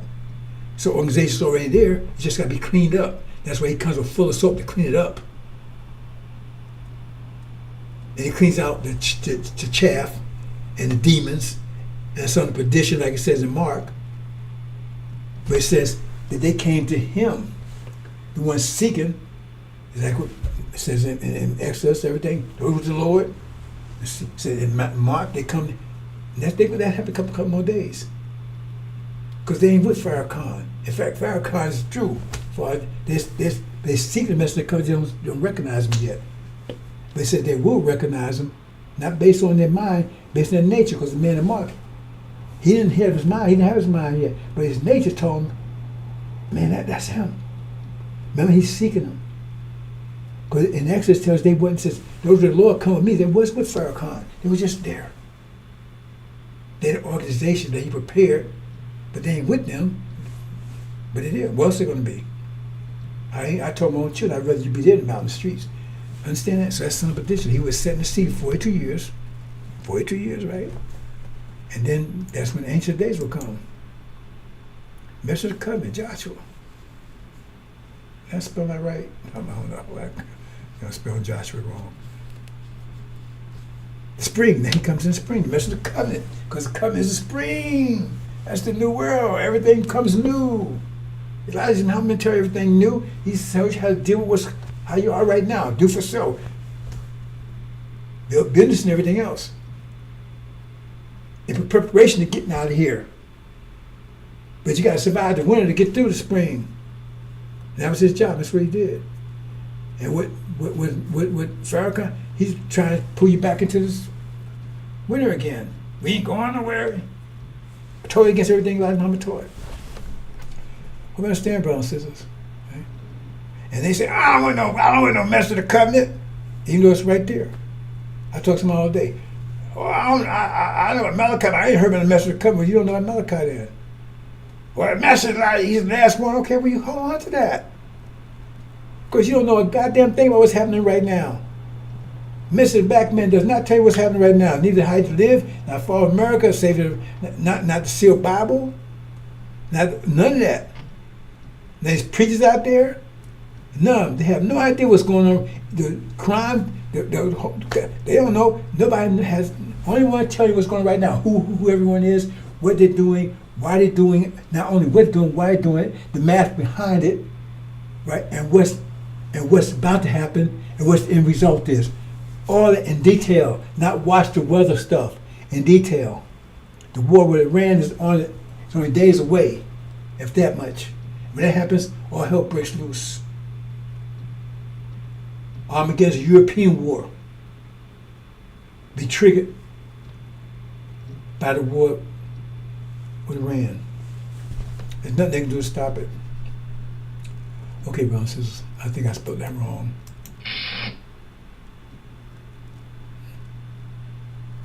Lying dog Farrakhan, Elijah's worst hypocrite. They didn't mention that part. Drones are cast down. Who's drones? You understand, Jonah? It's the nation of Islam. They got to do the repent of Farrakhan. Will they do it? That's up to them. It doesn't bother me one way or the other. My really only I have compassion for the sisters, but they still have to want to come home. But I'm not going to make them. I'm not here to make anybody do anything. I'm just give information. It's a mind war.